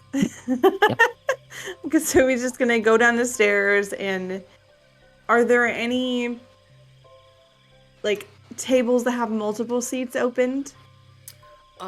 There's a few. Soldiers cycle in and out. They come in from outside. Now that you take a better look, there seem to be multiple doorways in and out.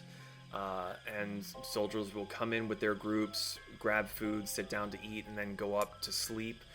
Some will come down from upstairs, grab food, and then once they're done eating, they'll head out. It seems to be an ever cyclical in and out of different squads and groups of Aztlanian soldiers. She's gonna go find a table that's got a few empty seats, and she's gonna sit down and just kind of slunk down on the table, just pouting a little pout. Okay. I will say that right as the three of you come back downstairs, you see Zahn. Fight me! Fight me!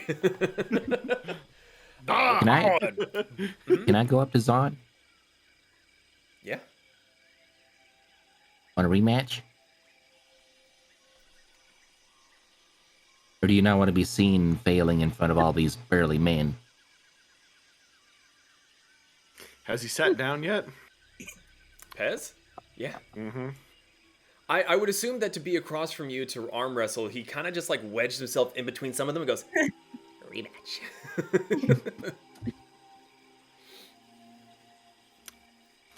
Yeah. Let's go. It All will right. be fun. So None of these men here are brave enough to arm wrestle me. both of you sit your elbows down, and the soldiers beside you, Pez, that you kind of shoved your way through, they kind of look at you kind of annoyed, but then as you put your elbow down, they go, and they give you some space. They definitely like move their food out of the way so that, you know, there's no like squashing Ragdoll. of anything. Yeah, there's no casualties of war. Yeah, both of you clasp hands and rollies. What is it, like strength? Yeah, Strength X. D20 add your strength. Starting strong. 18 DM. Or, I don't know what I'm telling you, 18. That would be a 19, but I have pack tactics, so I roll advantage, No. right? No, you don't. Oh, Hamburger does not see Zahn as an enemy. So, Does but he, though? but regardless, Pez is making ground on you. Let's go again. Plus 3 would be a 17. 15. Back to the middle. Go again. 15. 17 plus 4. Are you plus 4 in strength? Oh, plus 0. 17. I was looking at my saving throw. Okay. I got confused. You're like, he's rolling 90s. I'm like, okay, maybe he's like 17. I'm like, okay, hold 1 second here. Well, he still just gets a little bit of an edge on you. So, Brick, Kasumi, Mariko, are you guys doing anything as you see these two start going at it? I'm Mariko's just sitting watching, next to shaking my Kasumi. head. Okay, so Sorry, you, what'd you so say, you, Issa? you guys are off on your own little table, and Brick is just shaking his head at them. It's 4. Okay, I'm sitting here like, dude, this motherfucker's got some strength. all right, so motherfuckers. Pez has got the edge. 13 plus 3, 16. That would be a 14. Back middle again. Oh, yes. 19 plus 3, 20, 22. Jesus Christ. That would be 18. Ooh, Zahn's gaining ground. Oh, shit. Almost rolled into each other. 14 plus 3, 17. Natural 20. Natural 20. It goes back to the middle, and he pushes you further past it again. Nice. 17 plus 3 is going to be dirty 20. 14. It's a hard match. You're going at it. Yes, another 19, so 19 plus 3, so 22 again. Ugh. 2. Ooh, it's in Zahn's favor at the moment. Come on, keep going. Yes! 16 plus 3, 19. Tempted to use my cobalt frills against you. You realize I could shuck you at any point right now, right?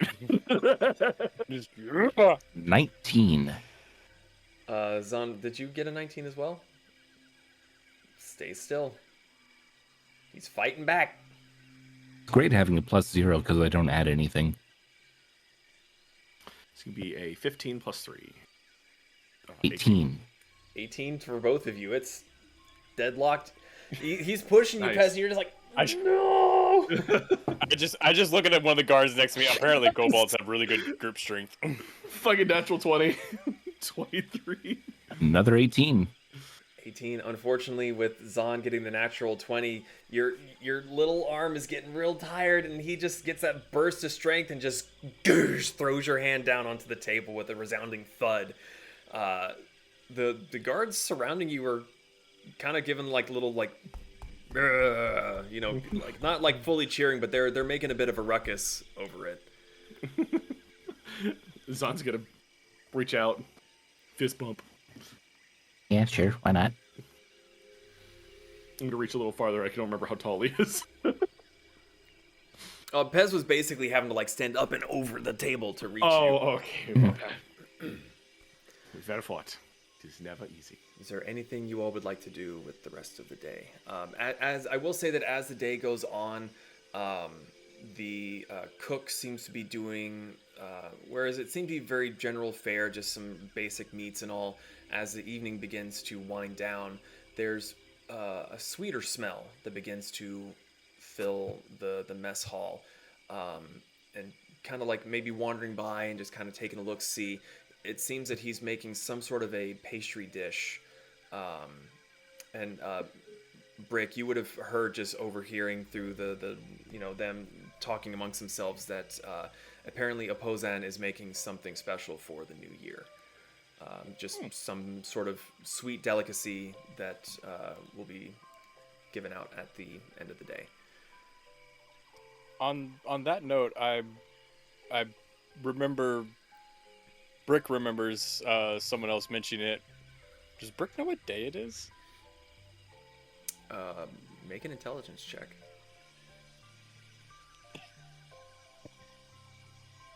Well, actually, with everyone speaking about it and doing your own internal brain math, it is the first of a new year. Oh. Hey guys, Huh? What? it's New Year's Day. What do you mean? You didn't know that? It's the start of a new year. That's what everyone's been talking about. That's why the chef is making something special. Oh.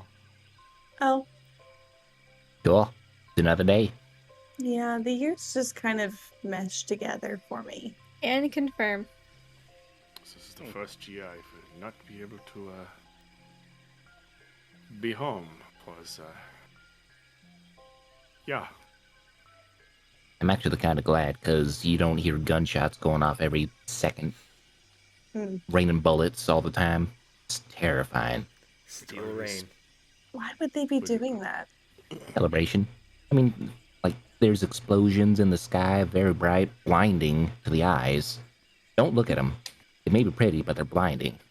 Wouldn't that scare all the dinosaurs near you? Oh, yeah, but, I mean, we do have little earmuffs that we put on some of them. Not. Kasumi. Hmm? I need to borrow that book that you write to people with.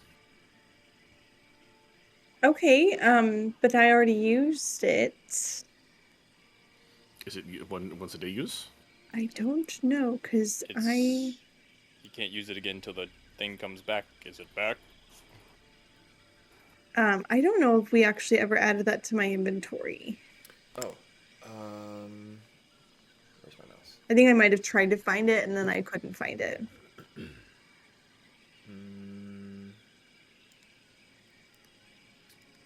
One quick second. Book of Sending, right? Yeah, Book of Sending. I'll get it added to your inventory. Okay. So is it correct you can't send another message till one comes back, DM?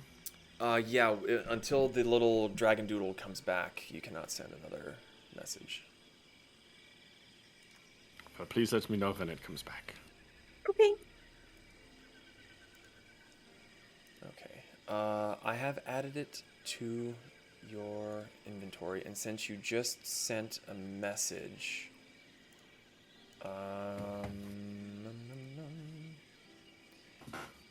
you are down to 89 charges left. Okay. I think I can change that for you real quick too. Yeah, here we go. There we go. Okay. All right. Yeah, is there anything else you all want to do for the evening? The message, if the dragon comes back, yes. If the dragon doesn't, then no. Right. Kasumi is just gonna kind of hang out at the table for a while, just watching the people come in and out of the room. Just kind of sitting there kicking her feet back and forth. Okay. Because she doesn't get a sense that any of the guards want to talk to her. So she's kind of chilling. There is a little bit of time goes by, and nice.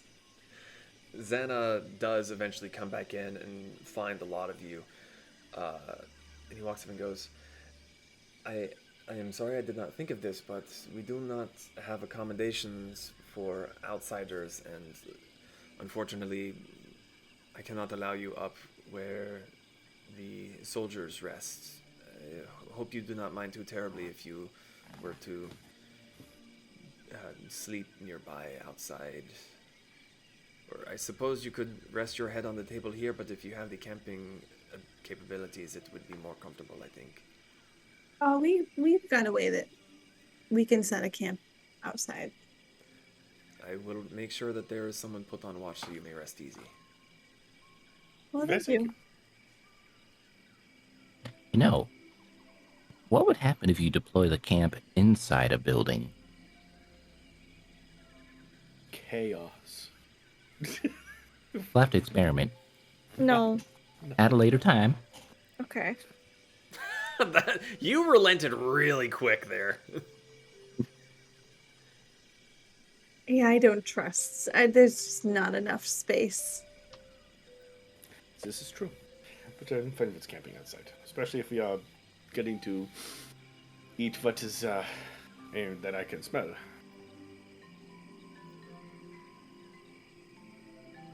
Okay. Later on in the evening, Apozan does finish creating a very sizable cake of sorts. It's kind of long and rectangular, has some sort of what's the word I'm looking for? Cream cheese frosting? Is that what I'm thinking of? And it smells wonderful. A lot of the soldiers that are still awake go and help themselves. You all may go get some as well if you'd like. Yes. A little bit after the cake has been completed, Moriko, you hear a sharp gasp from behind. You turn and look, and there's Tenok standing behind you, and just kind of like both hands up, like. Rico's just gonna like. Marika, are you okay? It seems like Where one are of you your going? friends. Eric, are you okay? You don't get to I, go say hi to your I sense a scene coming along. friend? What scene? She's just your friend, isn't she not? She looks like she's happy to see you. It looks like she's about to just like beeline towards you when kind of out of nowhere, like the Grudge, Talali kind of appears behind Tenok and just like Tenok goes to take a step forward and you see her kind of lurch backwards as Talali has like grabbed her by the back and pulls her down and seems to say something to her while not looking at her. And then Tenok kind of like looks around at everyone and goes, and just walks all nice and calm over to where you are just like half disappeared under the table. And she sits down and goes, how did it go? I called the power of the forest and whomped some interlopers. It was really cool. You see her kind of like glance around and make sure no one goes, it's good to hear. I found the bones that I was sent to look for. Zahn is just wasn't paying attention much at first. Now is completely fucking laser focused. Like if you could. Are you even at their table? You were sitting Oh, I with thought we all soldiers. sat down together. Oh, never mind. My bad. Like, you the- get the the- radar Walking off- dishes. The radar Yeah, dishes. Well, that too. From Moriko's point of view, there's just a bunch of soldier heads. You hear Dragon Balls and boom. I figured we had all sat together because soldiers would have been That's coming. why. and That's going. why I'm asking, because before you and Brick were with soldiers, and the three of them had gone to sit at their the two of them had gone to sit at their own table. So I wasn't sure if you would have rejoined or if you would have just kind of continued. If you guys are all right, I would have rejoined by I assumed just because of how we've done it in the past. My bad. I was gonna Just checking. I was gonna say I would have wandered over to where Kasumi was. Okay.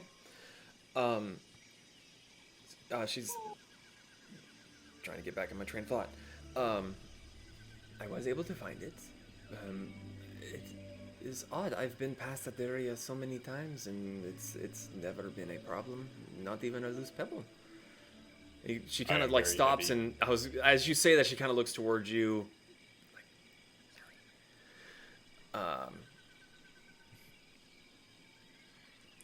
I am made of lots of metal. What do you expect? I expect you to be heavy. Exactly. She kind of leans in close to Moriko.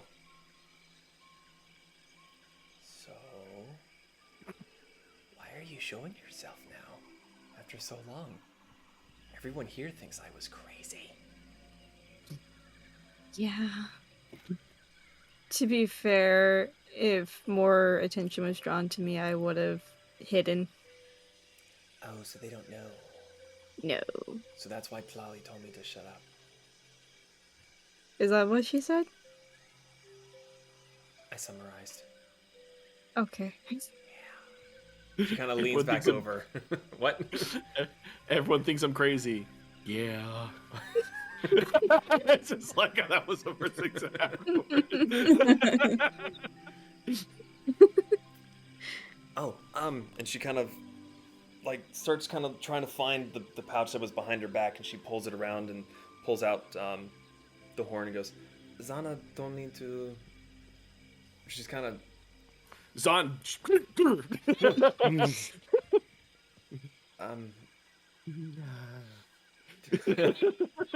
Make a Constitution saving throw. No. Oh hell yeah, let's do it. +3. Constitution's 4, or no, Constitution's +4, not 3. Dex is +3. Give me a 15. You raunchily lick it and you gag because it is decay and dirt, and there was probably maggot droppings on it. If it's bone, his tongue would have stuck to it. That too. Wait, why? It's porous. Bone is porous. I'm gonna wipe my tongue off. It comes back white. It once we get to excavate it, it will be a good source of income for some time. I'm hoping Sister Magic consists. Maybe. Stashed away. I cannot speak on that. I do not do magic. I do. Just like static shock in his hand. Without using identify, does Brick feel any residual energy from it still? I don't know. Are you still chewing on the moss ring? No. Sure. It's on my finger. Okay. Speaking of, I saw you roll a dice. What'd you get? Do you like cake? Brick's not a sugar person. Oh no. I will eat his cake. I volunteer to be that. Like, I took a bite. Ah. How do you not like sweets? This is I don't- delicious. I don't even have teeth, and that hurt my teeth. Sweets are the best. Yep, Zon's already taken his cake and is eating it. Mariko is just horking down her slice of cake because she hasn't tried it before, but she really likes it. It's good. The cake itself is not too rich. It's sort of more like a vanilla angel kind of cake. But the frosting is very, very sweet, very fluffy. Yeah. Pez is just like, he's not even using lips, just... Just smush the cake to death. I will stick to bacon. Also, a good choice. You should have bacon on cake every once in a while. It's also quite good. You see Tanakh just go, I'll be right back. And she just gets up and she makes a beeline. Like, she's like looking kind of down and someone gets in her way and she just like shoves him aside, just walks right up to oppose on. And you see him kind of like stop, like mid whatever he's doing and just kind of looking at her like, what? But they have a little bit of a back and forth for a few minutes. As someone who's had chocolate covered bacon, not great. Can confirm, not great. That's why it's not chocolate covered.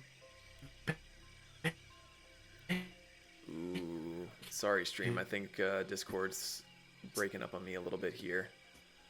Bacon. Good. Hold, please. Did Discord settle itself up? Okay, I thought it was just me. Nope. I got that was, yeah. Just me. that was Yeah. weird. Yeah, I just I thought my watched. computer was freezing. I just watched Zon's video catch up. That's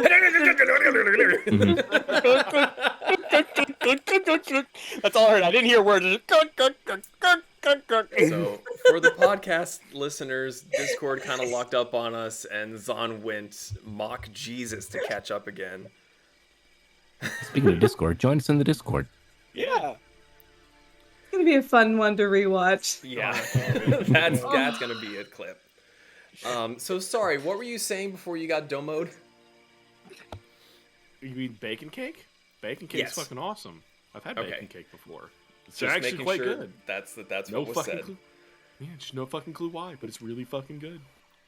I'm happy for you, bud. You've never had it before, you big wuss. So I said I'm like happy for cake. you. a few moments go by, and Tanakh eventually comes back, and she's got herself a piece of cake now, and she's munching on it. She's looking kind of excitedly at the five of you. Where to next? I heard you found what you were looking for. Yep. I mean, and she's like looking more specifically at Moriko. Are you going to stay, or are you going to venture away? Should I stay or should I go? Honestly, I really like their company. If they'll let me, I'll follow them and keep helping them. The more the merrier. Join us as we descend into the depths of depravity and adventure. You won't get bored. That is 9. fair. Yeah. I do wish that I could go, but I have sworn an can. oath. Swear another oath. That is not how that works. That is not how that works. She stops for a second. Brick says it, and she's like, "Yeah, that's not how that works." Well, I was gonna ask a couple guardsmen this question, but I don't know their names and I don't know if they've been here. Oh, Do you mean Aztlan, Etsy, Talk, and Wayman? Who? The guards you talk to. From that one island where we talked to them at the campfire? Yeah, Aztlan, Etsy, Talk, and Wayman. Yeah, them. Anyways, so I wanted to know if there have been any other sightings of larger elementals nearby. By the reports that I heard from them, if you survived and got its core, that is the largest one that I've heard of in a long time. So none of any other types? Not here. in this region. And to be fair, we have been more focusing on the information that Moriko provided, saying that there were interlopers to the north. Which And we if- fought more of them. Oh, purple cloak guys. Yeah, I got real close now. Saja stares. Not to say I didn't like your leathers and your leaves, but it fits you quite nicely. She's Yeah. kind of like pinching at it. A bit distracted. Where did you encounter more? Riko's gonna take the map again and point at the island. Pez, are you getting annoyed that everyone's just taking your map, or are you I just am. Just takes it, passes like. So you point at the spot, and she kind of goes, "That is a ways away." Did they say anything? What were they doing? Did you I tell think They're they were all trying dead. to. Did you tell Zana Yeah, they're- about this? I kind of forgot, but I think they were trying to stop us because we were interfering. Oh, yeah, I think it was meddling. Mhm. Yes. We are the meddlers. The meddle. But they're very dead now. Yes. That is good to hear. I almost wish one had survived for questioning. Apolzon I is a do good wish that. cook, but he is very good at getting information. If you will excuse me, I need to go relay this to Zana so that he may send more out to check the area again. She like gets up to go, stops, turns back around and grabs her cake, and then runs off with it. And she's, as you're watching her like go through the crowd and all, she's very, very agile. Even with the cake and like scooping and eating it, barely watching, she's like twirling and dodging people as they're standing up or just kind of moving their hands around like it's almost second nature. She's very nimble. Riko's just gonna pass the map back to Pez. Thank you. Sorry. Hear the seethe in his voice. A few more minutes go by. Zana reappears with Tenok right behind. Zana finds a group of soldiers that seem to be about ready to be finished eating, and they're starting to collect their gear and all. He walks up to them and begins to give them directions. And Tenok comes back and sits back down. Okay, Zana is going to send some people to patrol the area and check again. I'm sorry, I believe one of you, you said if there were any more elementals. Or am I misremembering?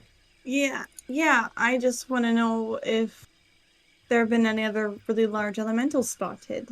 Oh, Do you mean in this region or the other regions? Anywhere. Well, they probably wouldn't know about the other regions.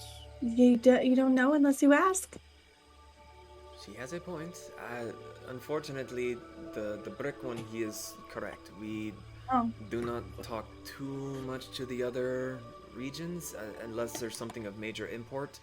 A sizable elemental is not usually something to report upon, but these sightings of multiple interlopers will need to be sent soon.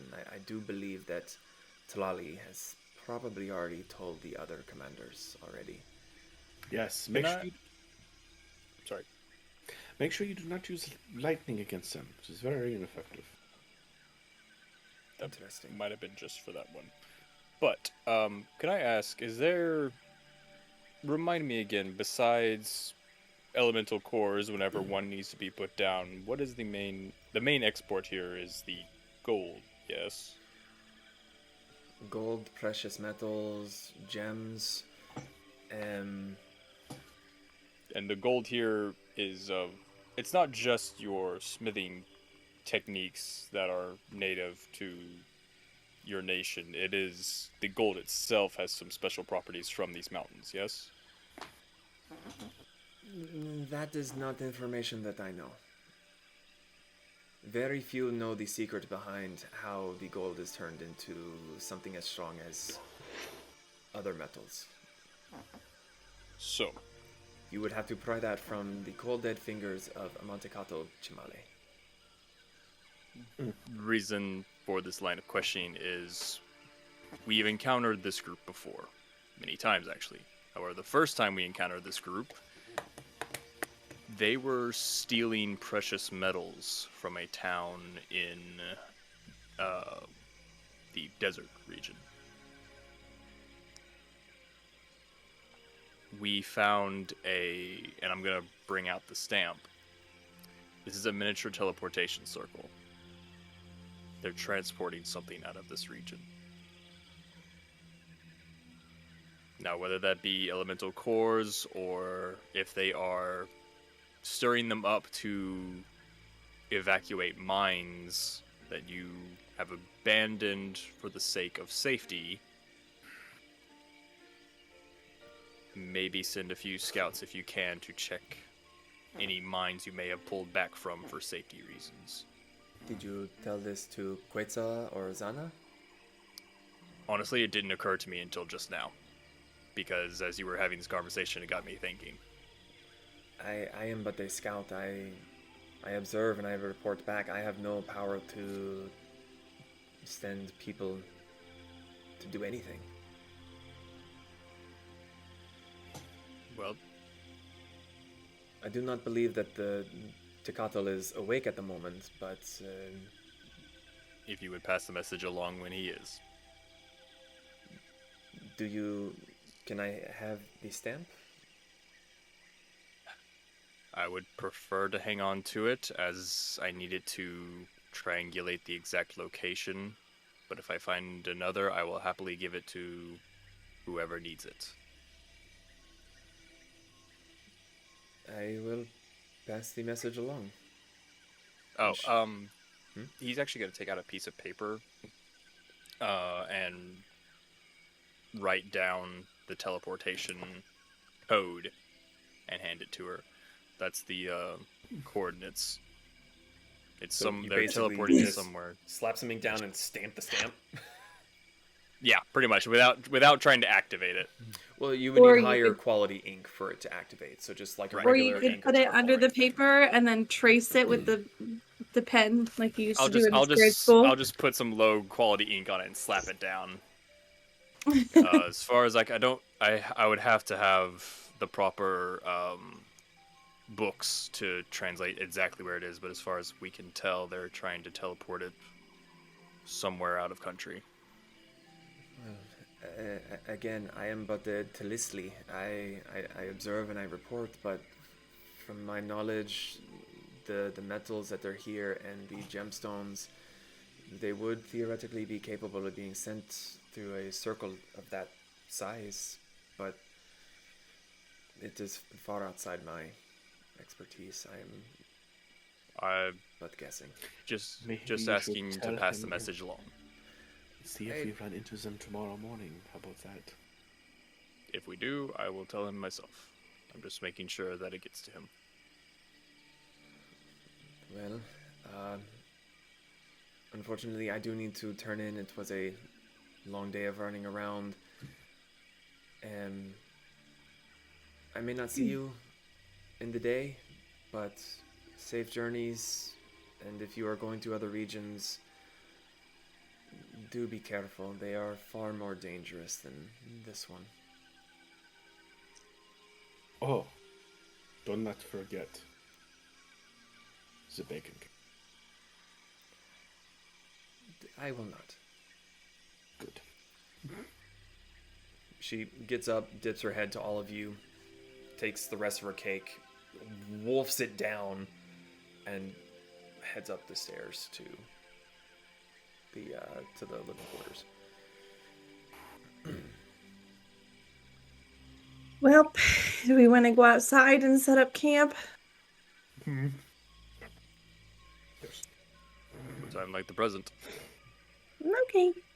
I'm Kasumi tired just of people. stands up. You're not a people.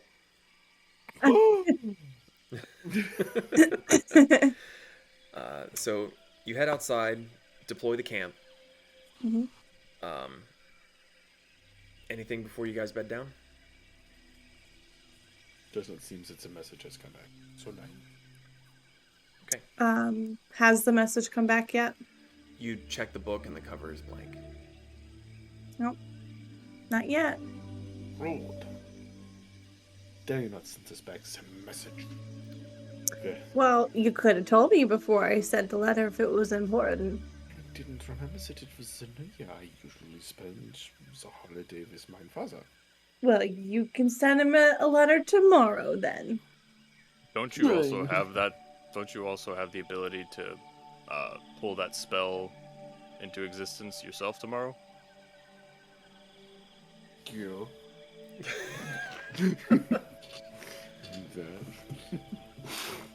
Just saying. So with snarky attitudes, you bed down for the evening. You have a nice long rest. That's where we're going to take a quick little break. So we're going to refresh ourselves, be right back, go for just a little bit longer, and see where you guys end up. So don't go too far. We'll be back in just a minute. Okay. And we are back with a Bobart on camera. So, Booba. last we left off but a moment ago, the Tempests had returned to the Atiko base camp. And through various conversations, relayed information about what they had discovered, the cultists that they had encountered, and questioned if there was any more elementals and what was there that the cultists may have been looking for. And with all the information gathered, a new day comes. You're all outside in the tent, but you were all able to sleep on your own. As promised, throughout the evening you were woken up every now and then by the sound of passing footsteps as a patrol went past your tent to make sure that nothing was going to assault you in the middle of the night. But apart from those few intermittent moments, you had a fairly restful sleep. So as the sun crests over the trees, you start to hear the insects buzzing, various birds cawing in the trees. The day is yours. What would you like to do?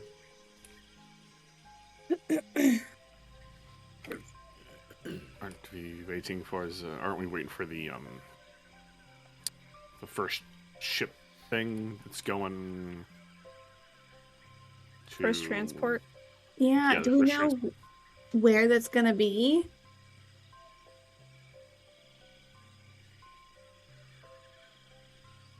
You guys failed to ask a lot of questions. Yeah, well, they didn't want to talk to us. After the morning breaks, I'll look around. Do I see anyone we've met before that would know shit? Right outside of your small little campsite, there's no one that you recognize right off the bat. Damn. I'll grab the nearest person that I can see and ask, excuse me, where might we find either Quetzal or Xana? They may potentially be in the mess hall. It is the morning after all. It would be the Fair place point. that I would check first. Touche. And I'll walk to the mess hall. I guess kinda we're gives you going a this nod way. as Brick you all see Brick talking to this guard in their tongue, and then he just turns and starts walking into the mess hall. I guess we're going this way. I guess we're following. Oh, okay. As use are some you breakfast. are you sleeping in or are you following? I'm following. I was gonna say the campsite's gone now, so Yeah. Oh. So he was Smorp. trying to sleep in and then just like Alright, I'm up, I'm Yep. up. I suppose. So you do head inside and you do see Quetzal and Xana are at a table and Tenok is kind of, because they're both sitting across from each other, seem to be looking over a map. Tenok is off to the side but is like half, knees on the bench, elbows on the table, like leaning way over to try to see, and you hear them all kind of talking and pointing at the map in different locations as you walk in. Good morning. As soon as you walk in and they see the other four of you, they immediately swap to the common tongue again. Quetzal looks at you all and seems to brighten up. Well, good morning there, Tempest. It is good to see you. I heard you have done us some good deeds while you were mucking about my region. Did our best. you mean killing the Also- elementals or other stuff? No, the other ones. Oh, To be fair, most of them found us. Still, you have done us proud by getting rid of them. Good. Did Tenok tell you my possible epiphany from last night? Yes, and that's, I must admit, is very disconcerting. It does not look good on my character for commanding my region. However, now we know what to look for. We found the remnants of what Lady Moriko here dealt with, and we also discovered the bodies of the ones that you took care of. Suspiciously picked clean. Might have dropped my Zon's head slowly just gonna look over at Marika. I needed new clothes. I do not blame you. A kill is a kill. I would warn you, your looting, so long as it is kept to these banditries, I cannot and will not protect you should you be caught lurking about one of our mines. And We would not take I say this anything from myself, that. but I am a very benevolent Tekato. The other ones, they scare me. Here, We take have no interest in taking any gold, jewels, or otherwise that were not acquired either in battle or in work. we don't need money. Yeah. Good, Zon because just we holds would his have to kill dragon you. horn. Ah. This dragon horn's what I wanted. What is it here? So, Xanatol's, the common tongue, I am so not used to using it. Xana tells me you wish to depart this morning. if at all possible. We have Mm. 3 more elementals to find. Going off of your services towards us and helping to take care of these incursions, it is very well within my power to grant you passage. However, I regret to say that we cannot send you directly to another region. You must go to Tlaco first, as that is the central hub. And he kind of pauses for a moment and starts looking through the papers that he had, and he pulls up one. If you will give this to the Tepetl in charge, you are looking for Arendi. Arendi. This should give you all the introductions you'll need, and will instruct to him that you are looking to go elsewhere throughout the region.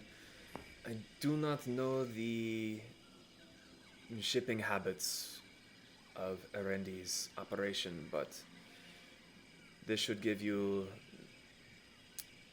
the introduction you need so that he does not kill you for stowing away. Fair enough. Yes, welcome to try. He kind of looks at you, and he's a fairly tanned individual. He definitely gives off the vibe that he doesn't really lift a finger to do much. Like, he's really abusing his position. But even still, he's very tan. Like, he's out in the sunlight a lot. And you see him start to pale a little. You will understand when you meet those. And he kind of, like, looks off into the distance, like, towards that region. Well, I look forward to meeting them regardless. To satisfy my own curiosity, which of the other regions are you intending to go to next? Ours is one of the calmer locations, and even Xana is kind of nodding his head in agreement. Tanakh as well. They're both like, Are there any suggestions that you might have? No. That's Are helpful. there any suggestions that you would avoid to start? All of them. Pakyotl Well- is very dangerous. There are very few flat places for which to stand. The air elementals whip through there with abandon, knocking people off of the bridges just by sheer coincidence of flying into them. Even without the air elementals, you have those harsh winds moving through all the spires, being funneled and pressurized and moving faster and faster. Then you'll have the Tently region filled with mud, dirt, sand, storms of grit. And then, of course, you have Ueka, which is hot. Very, very hot. How high are we talking? He looks over to you and sees your outfit. You are from Drago. Yes. Yep. Hotter than that. So I have been It's hot. told. I have, thankfully, blissfully, Tlazawalto willing, have not been stationed there. I intend to keep it that way. I have my complexion to worry about. I look at the group. Any preferences? I'm I okay do. with- I think when we get to the next station, we decide there based off of the information we can get. I was honestly gonna go. I mean, it sounds like it's a pick your poison type of deal. We're gonna be encountering some uncomfortable conditions, no matter which way we go. So I was just gonna take the next ship that was going out. That is a fair argument. The sooner we get out of this place, the better. Yeah, convenient. Well, if it- Yeah, where do we need to go to get on the next shuttle? Things that Well, that is one of the reasons why we have Tanakh up so bright and early, even though she was out late the evening prior. She has another patrol that she must partake in. She will be going in and investigating the area where you slayed those interlopers. But she will guide you to the cranes. The what? Appreciate you as always. As I look at the scout. She kind of looks at you and kind of does a little like fist on the chest sort of salute. He kind of Zana at this point is kind of looking out the window. I would think you have a few more hours before the next ship is lowered, but better safe than sorry. If the captain loads up quickly, he may be willing to leave earlier, so... Quetzal, you have anything more to tell to Tenok?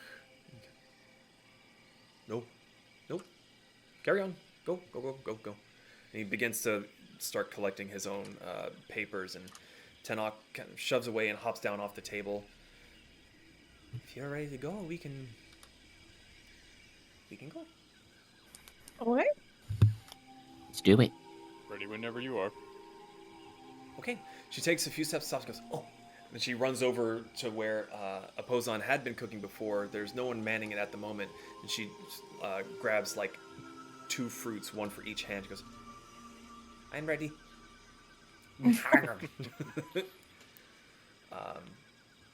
So, if all of you are ready to go, she leads you out. It's about a 20 to 30 minute walk to the south. But when you get closer to the edge, you begin to see what he meant by the cranes.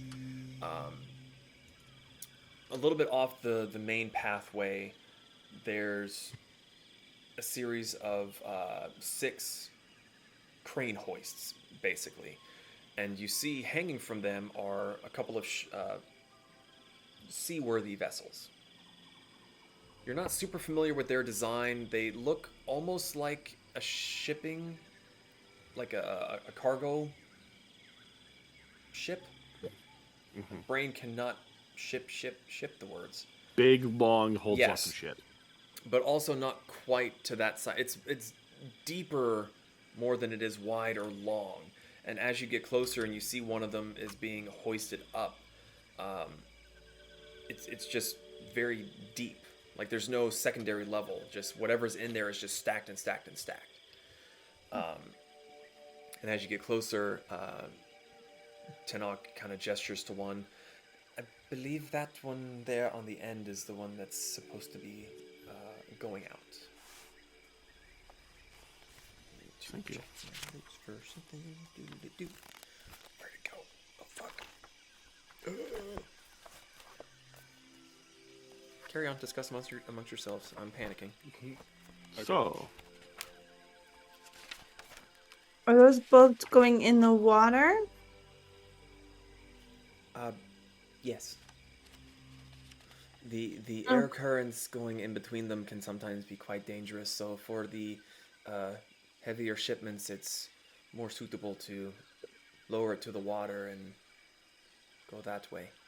It's very hard That's to, fair.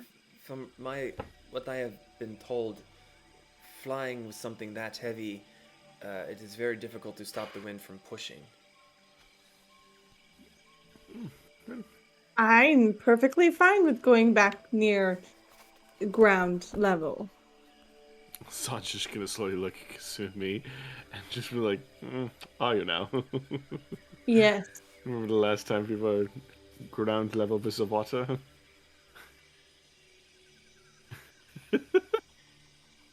You can see, like, she's trying to calculate what she wants to risk more.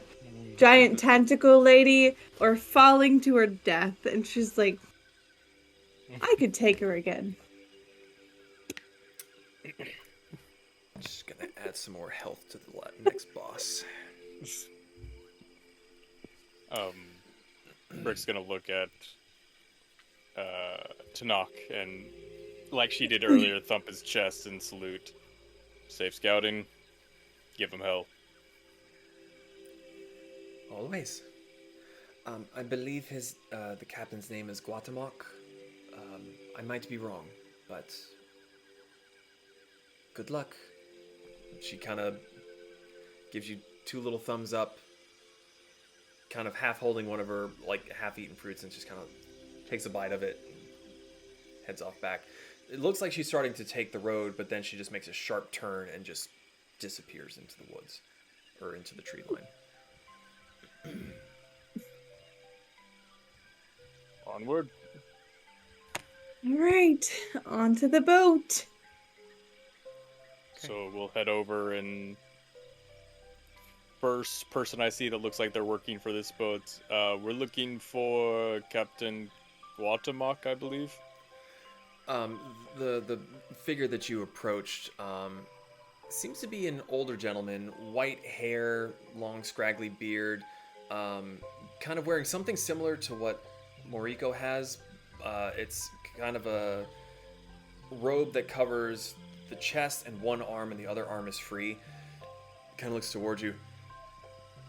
Oi, that's me. I heard you're supposed to be going with me to Tlaco. That is the plan.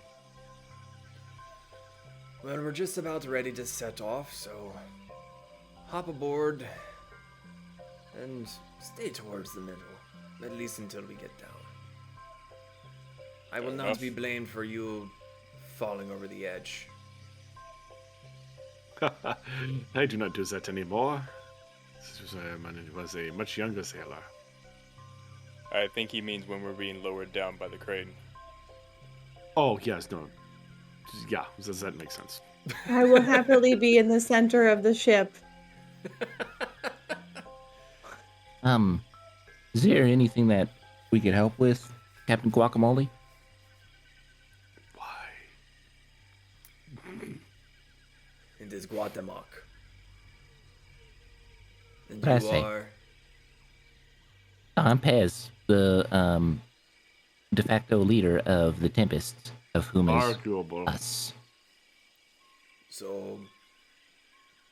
Peg, then. Right. Yep. Just... sit down. Okay. That we'd offer, or that I'd offer. We did sail a boat once, fought a giant squid lady, twice, thrice. Don't suppose asking you to be quiet for the remainder of this journey is an option.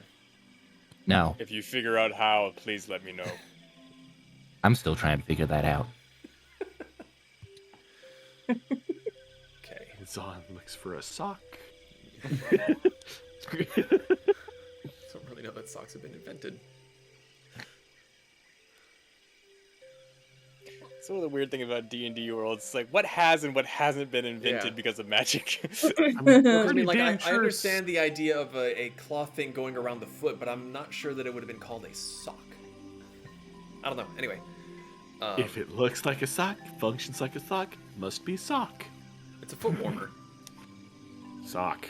Foot sleeve. Oh yeah, they already have a sleeve. name for that, Ian. Guess what Foot it is? Sock. Not in my world. Fuck you. Your foot sleeves. Soon to be a sleeves. snoot sleeve. Oh god. So, you all pile into the ship, and it gets lowered down. It takes far longer to go down than you would have realized. You kind of lose track of just how high up you are at times. You're lowering down for 5-10 minutes. You think you must be getting pretty close, and you look down, and you're maybe 2/3 of the way there. Another 5 minutes, and you start to hear the rushing of the waves crashing against the base of the spire. And soon enough, you start to hear it slapping against the base of the boat. And soon, as it's still being lowered, it's starting to get jostled by the waves that are coming in and kind of shoving it towards the spire that you're being lowered down on. But as you look, there is another set of docks down there, and there are other people tossing ropes up to get it lashed down to help pull the ship away from the side of the spire so that it rests in the water and isn't just dashed against the side of it from the waves coming through. In relatively short order and with very practiced hands, the hooks are released, the sails are lowered, you are heading out across the water for the first time at the base of these mountainous spires, and it's a sight to behold. Let me actually... Where am I looking? It's not... Very pretty down here. With D&D Beyond, you too can not do what the DM is doing. What? Pay attention? Oh, I don't know what you're doing. whether it's Google Drive or something else. So that's just a rough idea of. Oh. Ooh. Actually, is that? Hold on. This is an even better one. It kind of gives more of a scale of what you're dealing with. Oh. Ooh. So, you're now finally underneath the clouds for a change, on the water, more familiar to a majority of you. Moriko, you're getting some really old quasi PTSD. Like, it's been a hot minute since you were last on the water, but the last time you were on the water was not an enjoyable experience. No. She's sitting like as close to the middle of the boat as she can to where she can't see the water. Like head down looking at the floor. Moriko, I would not expect you to be uncomfortable in the area that you reside in. Why do How you do not you like the think I water? end up in this place? Flying as an animal? I was shipwrecked here. Oh. I don't like the water. Same. Well, are you at least excited to see more of your corner of the world? Yes, but I'm going to try very hard not to look at the water while we go. Fair enough. Well, Assume he's the same way about the air rides. at least we're not up all the way up there. And she's pointing towards one of the spires. You know, that is true. Instead of falling like 50 bajillion feet into potentially nothing, you just fall overboard into 6 feet, and then you just smack into water. And then fall into more nothing.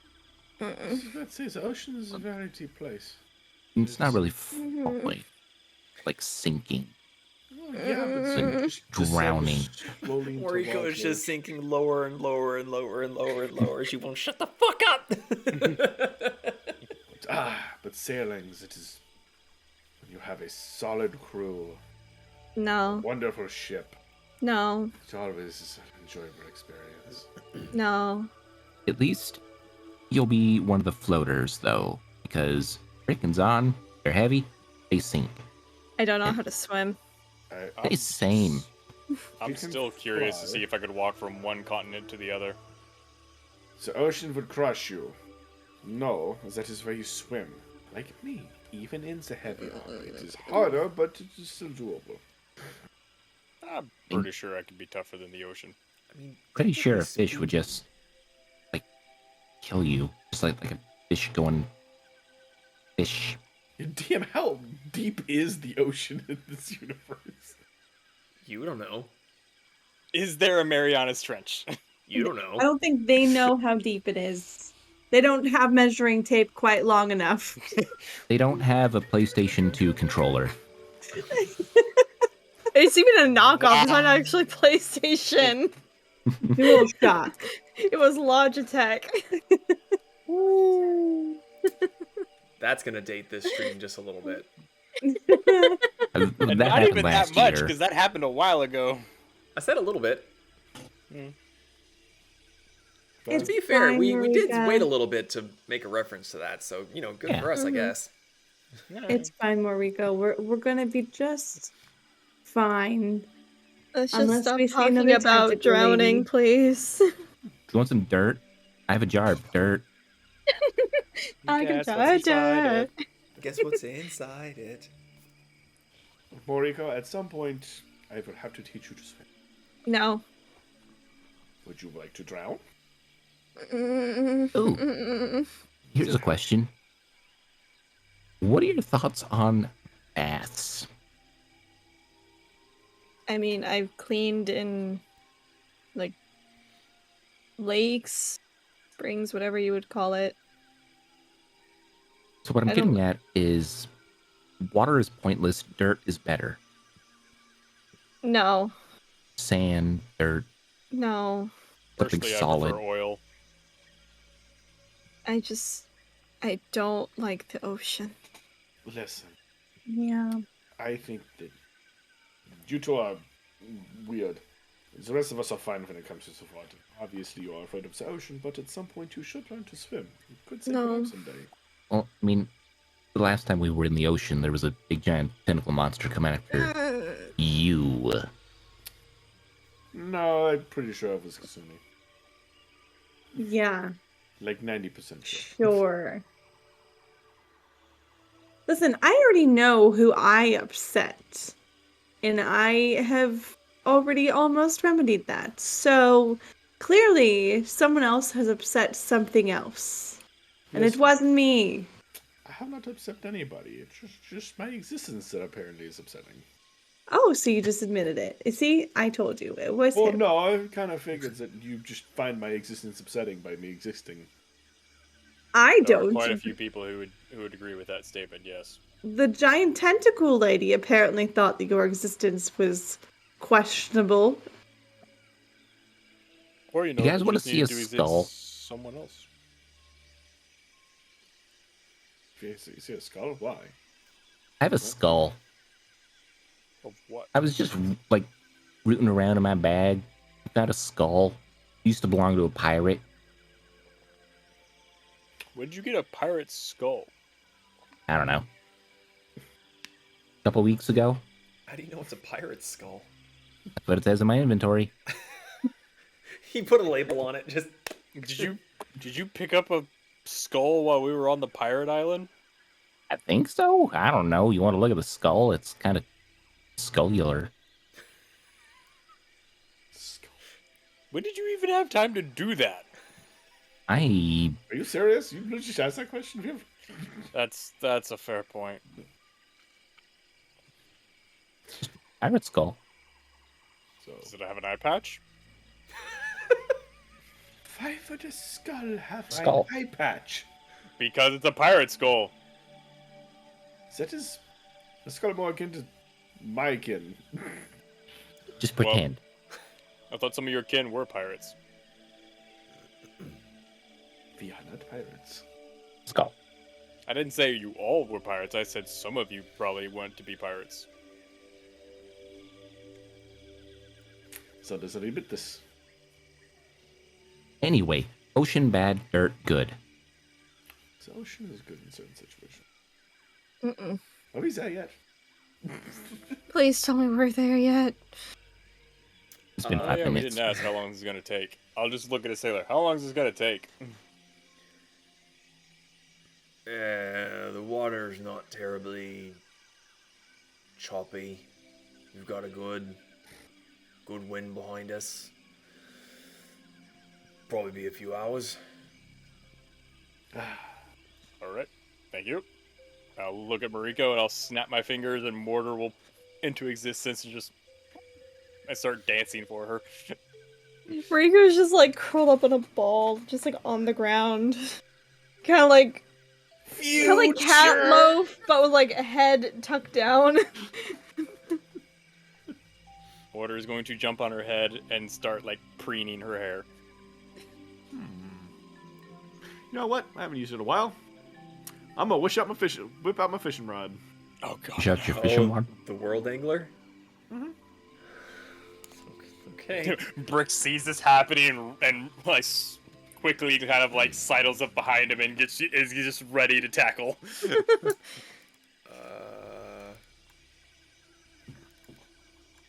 All right. What is it? D6, I think. Or what's the roll to see where it ends up? I think you have to tell her. It's been a minute. And Let me read it somewhere again. else in the map. It does not have a D thing for me. Oh, okay. Roll a D6 for me. Rolling a D6 for you. 6. Okay. Get sucked into the void. So that's what you you rolled all last time. Well, Mariko, would you be looking at this at all from your downward She's position? peeking. She's like Okay. peeking. So Zahn pulls out this fishing rod. Oh, let me find it real quick so I can describe it to you. It's been a minute since we've... There it is. So it has a purple handle and like golden trim along the where the rod sockets back in, and he takes it, casts it, and the hook sails for a minute and then seems to just disappear mid-air with a little rippling. That's not natural. I mean, to be fair, does anything about us seem natural? No, Oh, but wait that's until you see especially the card. weird. Did I see the what? Oh, yeah, she has not seen such yet. Well, last time he did this, he almost got sucked into a void. I did not. It was just a big fish. No. Also, I just want to point out that we live in a world with magic, so the rules on what is and what isn't natural are kind of up in the air. Not natural. You're not natural. She looks at Brick. That's kind of offensive. Why? Really? Technically Factual. speaking, he is all natural. Yeah, All Materials. natural. I am all natural. There are two of you that are unnatural. Anyway, so roll a, yeah, it's you and Hamburger. Roll a dexterity check for me, Zahn. Dexterity check? Okay. 12 plus 3, so 15? 15. There's a fair bit of time where you're standing there, and weirdly, the little point in space seems to be moving along with you on the ship. And even some of the other crew that are working on the ship seem to have stopped and looked. And the captain, at one point or another, has to like call their attention to get their hands back, back to work. But every now and then, you do see him kind of like glancing over at it while he's doing what he needs to do as well.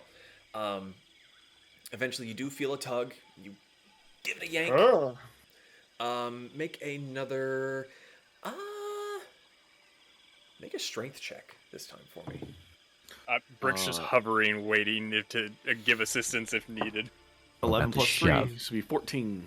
14. It's a bit of a fight. It's not as bad as your, because I think that was like the one time you've ever rolled a natural one when you were trying to get sucked in.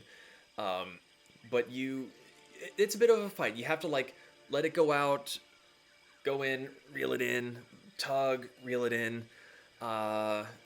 You're fighting for a little bit, but you feel like you're making some headway.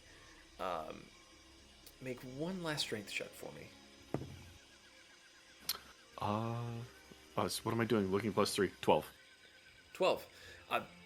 That's enough. You have a lot more stamina than whatever's on the other end of the line, and after a point in time, you give one more like really hard yank, and through the little tiny like little blip in space there comes popping out, and you see flecks of snow falling behind it as the fish comes and lands in the ship, and you recognize that species. It's one that you have fished many times before.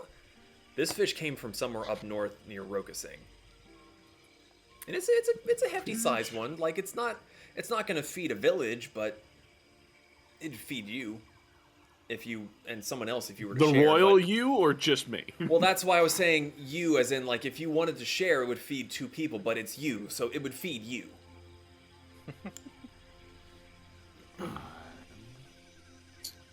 That was awesome. Brick, are you on to give it a try? Sure. I said Moriko, not Brick. Oh, I thought you said Brick. I heard Brick. I heard I said Moriko. Moriko. Brick was like, I don't want to look at the water. I'm just going to stay right here. You don't have to look at the waters. You just cast this. You can look at the little ripply things. I'm not moving. What are Okay, you fine, here gonna you go. do with that fish? Just Zahn grabs fish as she looks, eat it. Just as is? No, I'm going to cook it, of course. Do they have a stove? Don't have to eat it now. Well, now your bag's gonna smell really bad. Everyone's going to put it in my bag. I was just going to hold You're it. just gonna hold it like a baby? 1 second. Like a Bobart. You're lucky I rolled low. I was gonna fucking throw the fish at you. I unhook the fish and I'm gonna hand it over to Brick. Okay.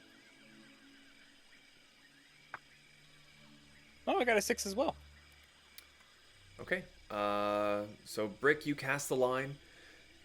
It disappears just like it had before. And it's a good 10-15 minutes of kind of just waiting. You feel the handle jerk in your grip. Make a dexterity check. A check or a saving throw? Check. 11. 11. It's just barely a success. You're kind of sitting there, you're kind of bored, you've never really fished before, and then all of a sudden the rod is leaving your hands, and you like reactively, without really looking at it, just go, no! And you grab it by one hand and you start to pull it back. Make a strength saving throw. Saving throw? Saving throw, since you almost lost it.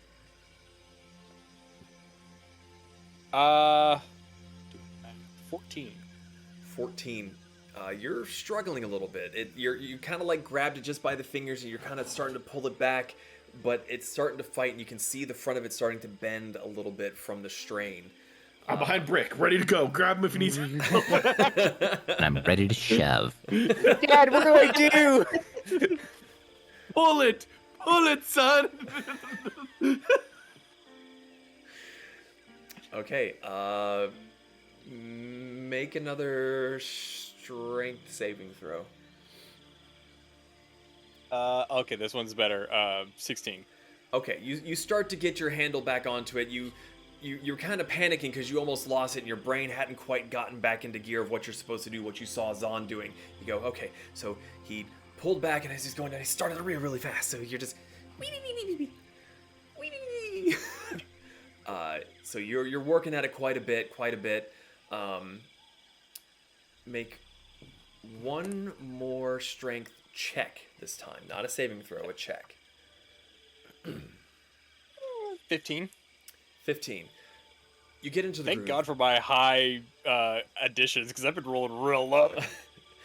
You've gotten into the groove. You remember what he was doing and how he handled it, and you don't get tired quite like other things do. So you're definitely able to beat this thing just by sheer stamina alone. And eventually, popping through the portal with another little slight flurry of snow and ice, slightly smaller fish from him, but it does have a fairly sizable tail, which would lead you to think that that's how it got away from you so quickly. Excuse me. Is it the same fish or is it different? It's a different fish. I'm not going to lie and say that I know what fish species there are, so I can figure it out. I mean, what's the ones that go upstream? Those are up north, right? Salmon. Salmon, yeah, river salmon. Nah, Water I chicken. don't know that they're quite that far north. Like, this is like tundra-esque. I don't know. Grizzly bears. I don't know. Yes, I don't you caught do a fish. grizzly bear. I mean grizzly bear hunt fish for them, so therefore I assume they are farther up north. Yeah, but this is more like polar bear country. Oh, like ice fishing almost. Yeah, Would be like tuna. it's Like a tuna. Tuna. It's a whole tuna. anyway. Make room for the You got a tuna. fish. You got a fish with a big tail. Okay, then I will take the right back. That is very good. If you would have lost it, I would have killed you. But yes, So good job. We're there yet?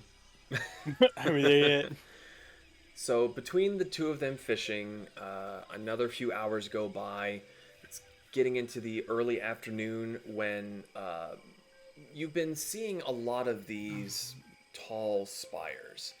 But as you kind of come more around the corner, you start to realize that while there's a lot of tall, skinny ones right next to you, further in, there are huge spires.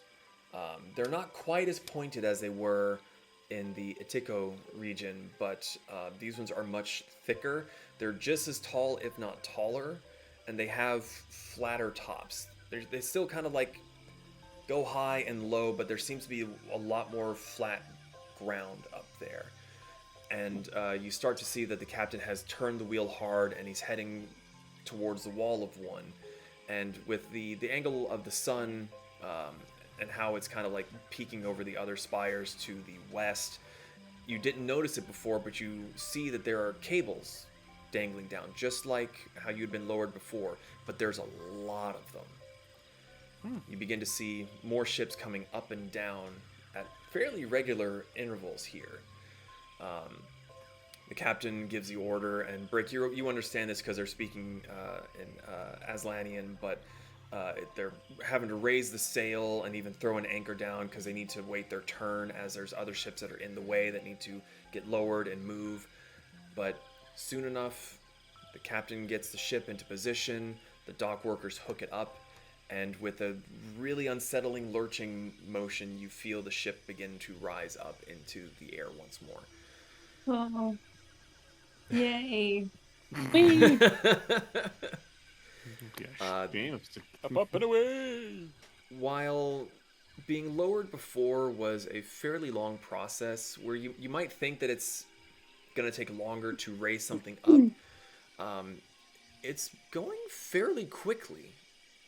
It's still going to take a little while, but eventually, over the next 20-ish minutes or so, you see the upper dock areas coming into view, and soon enough, the edge of your ship is lifted up over the edge, and Guatemoc kind of grunts as the dock workers begin to secure the ship down. All right, welcome to Tlaco. Get off me ship. Moriko's immediately going to scramble off.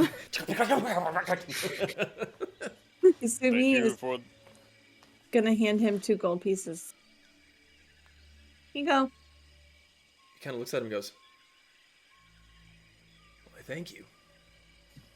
Get off my ship. Slower. Safe travels wherever your adventures may take you, madam. Oh, thank you. And then she just waddles off. And she waddled away. Waddle. To be fair, I don't think it will be safe travel, so yeah, going, Kasumi. So, he was nice. He took us from point A to point B. We didn't have to do anything on the ship. I paid him. That was very nice of you. I wasn't going to. Okay.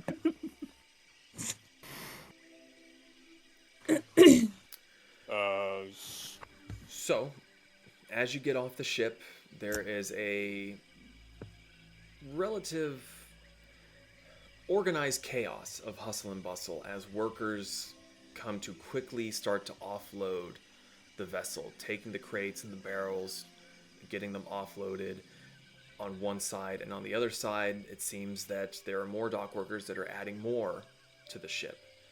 It seems like there's no rest for the wicked when it comes to these particular vessels. Money doesn't grow on trees. Right? I mean, technically it does in the long run, but that's neither here nor there. Soon enough, you see there's at least one person that seems to be more in charge than the others. A larger gentleman, shirtless, tattooed, wearing a wide gold and red belt, dark breeches. His left arm from just above the elbow is all gold plated and comes into a massive golden fist, very reminiscent of Chamale's arm.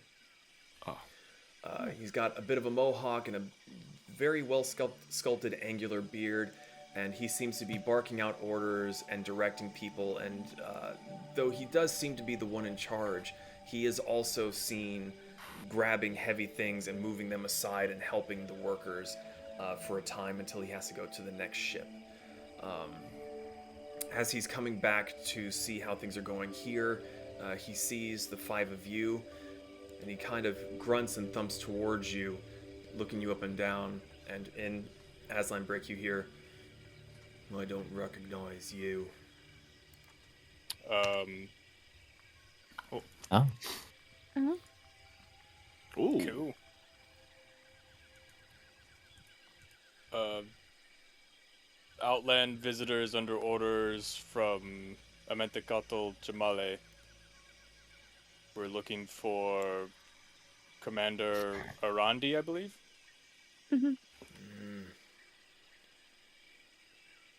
Words mean little. They can be fabricated. Did they? Oh, I can't.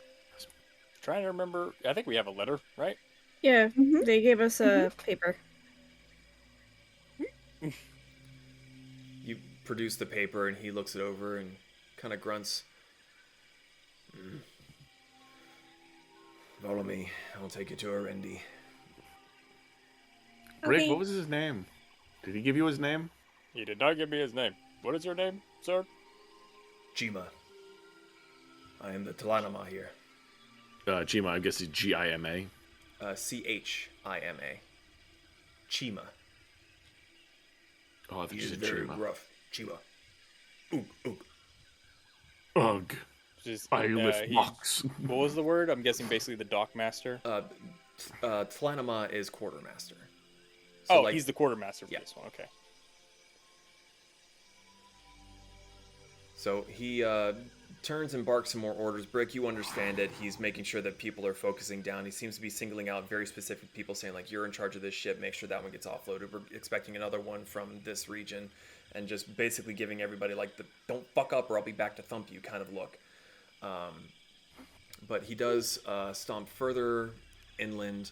And from a fairly decent ways away, you're able to see the large structure here, where in Ictico it was very kind of small and contained and seemed to be just a place for the soldiers to be. There's a lot more structures here. There's the you had to walk a little ways to get from the Ictico base camp to the docks. This one, the base camp seems to be much, much closer, and there's a lot of shorter buildings nearby that all look relatively identical. Very much similar to normal harbor dock storehouses, warehouses. But the structure you're heading towards is about 6 stories tall. Actually, I need to get you guys that image as well. It's kind of oddly placed. It's on these raised pillars and seems to have been constructed over a small, like, little hillock almost. And the building itself seems to be sculpted somewhat after a bird. Bird. Bird. Bird, bird, bird, bird, bird, bird, bird, bird, bird. Ooh. Bird. It says bird. It does say bird. But And as you approach the building, he hasn't said much to you all during this walk, but standing out front of it is a very, very tall figure.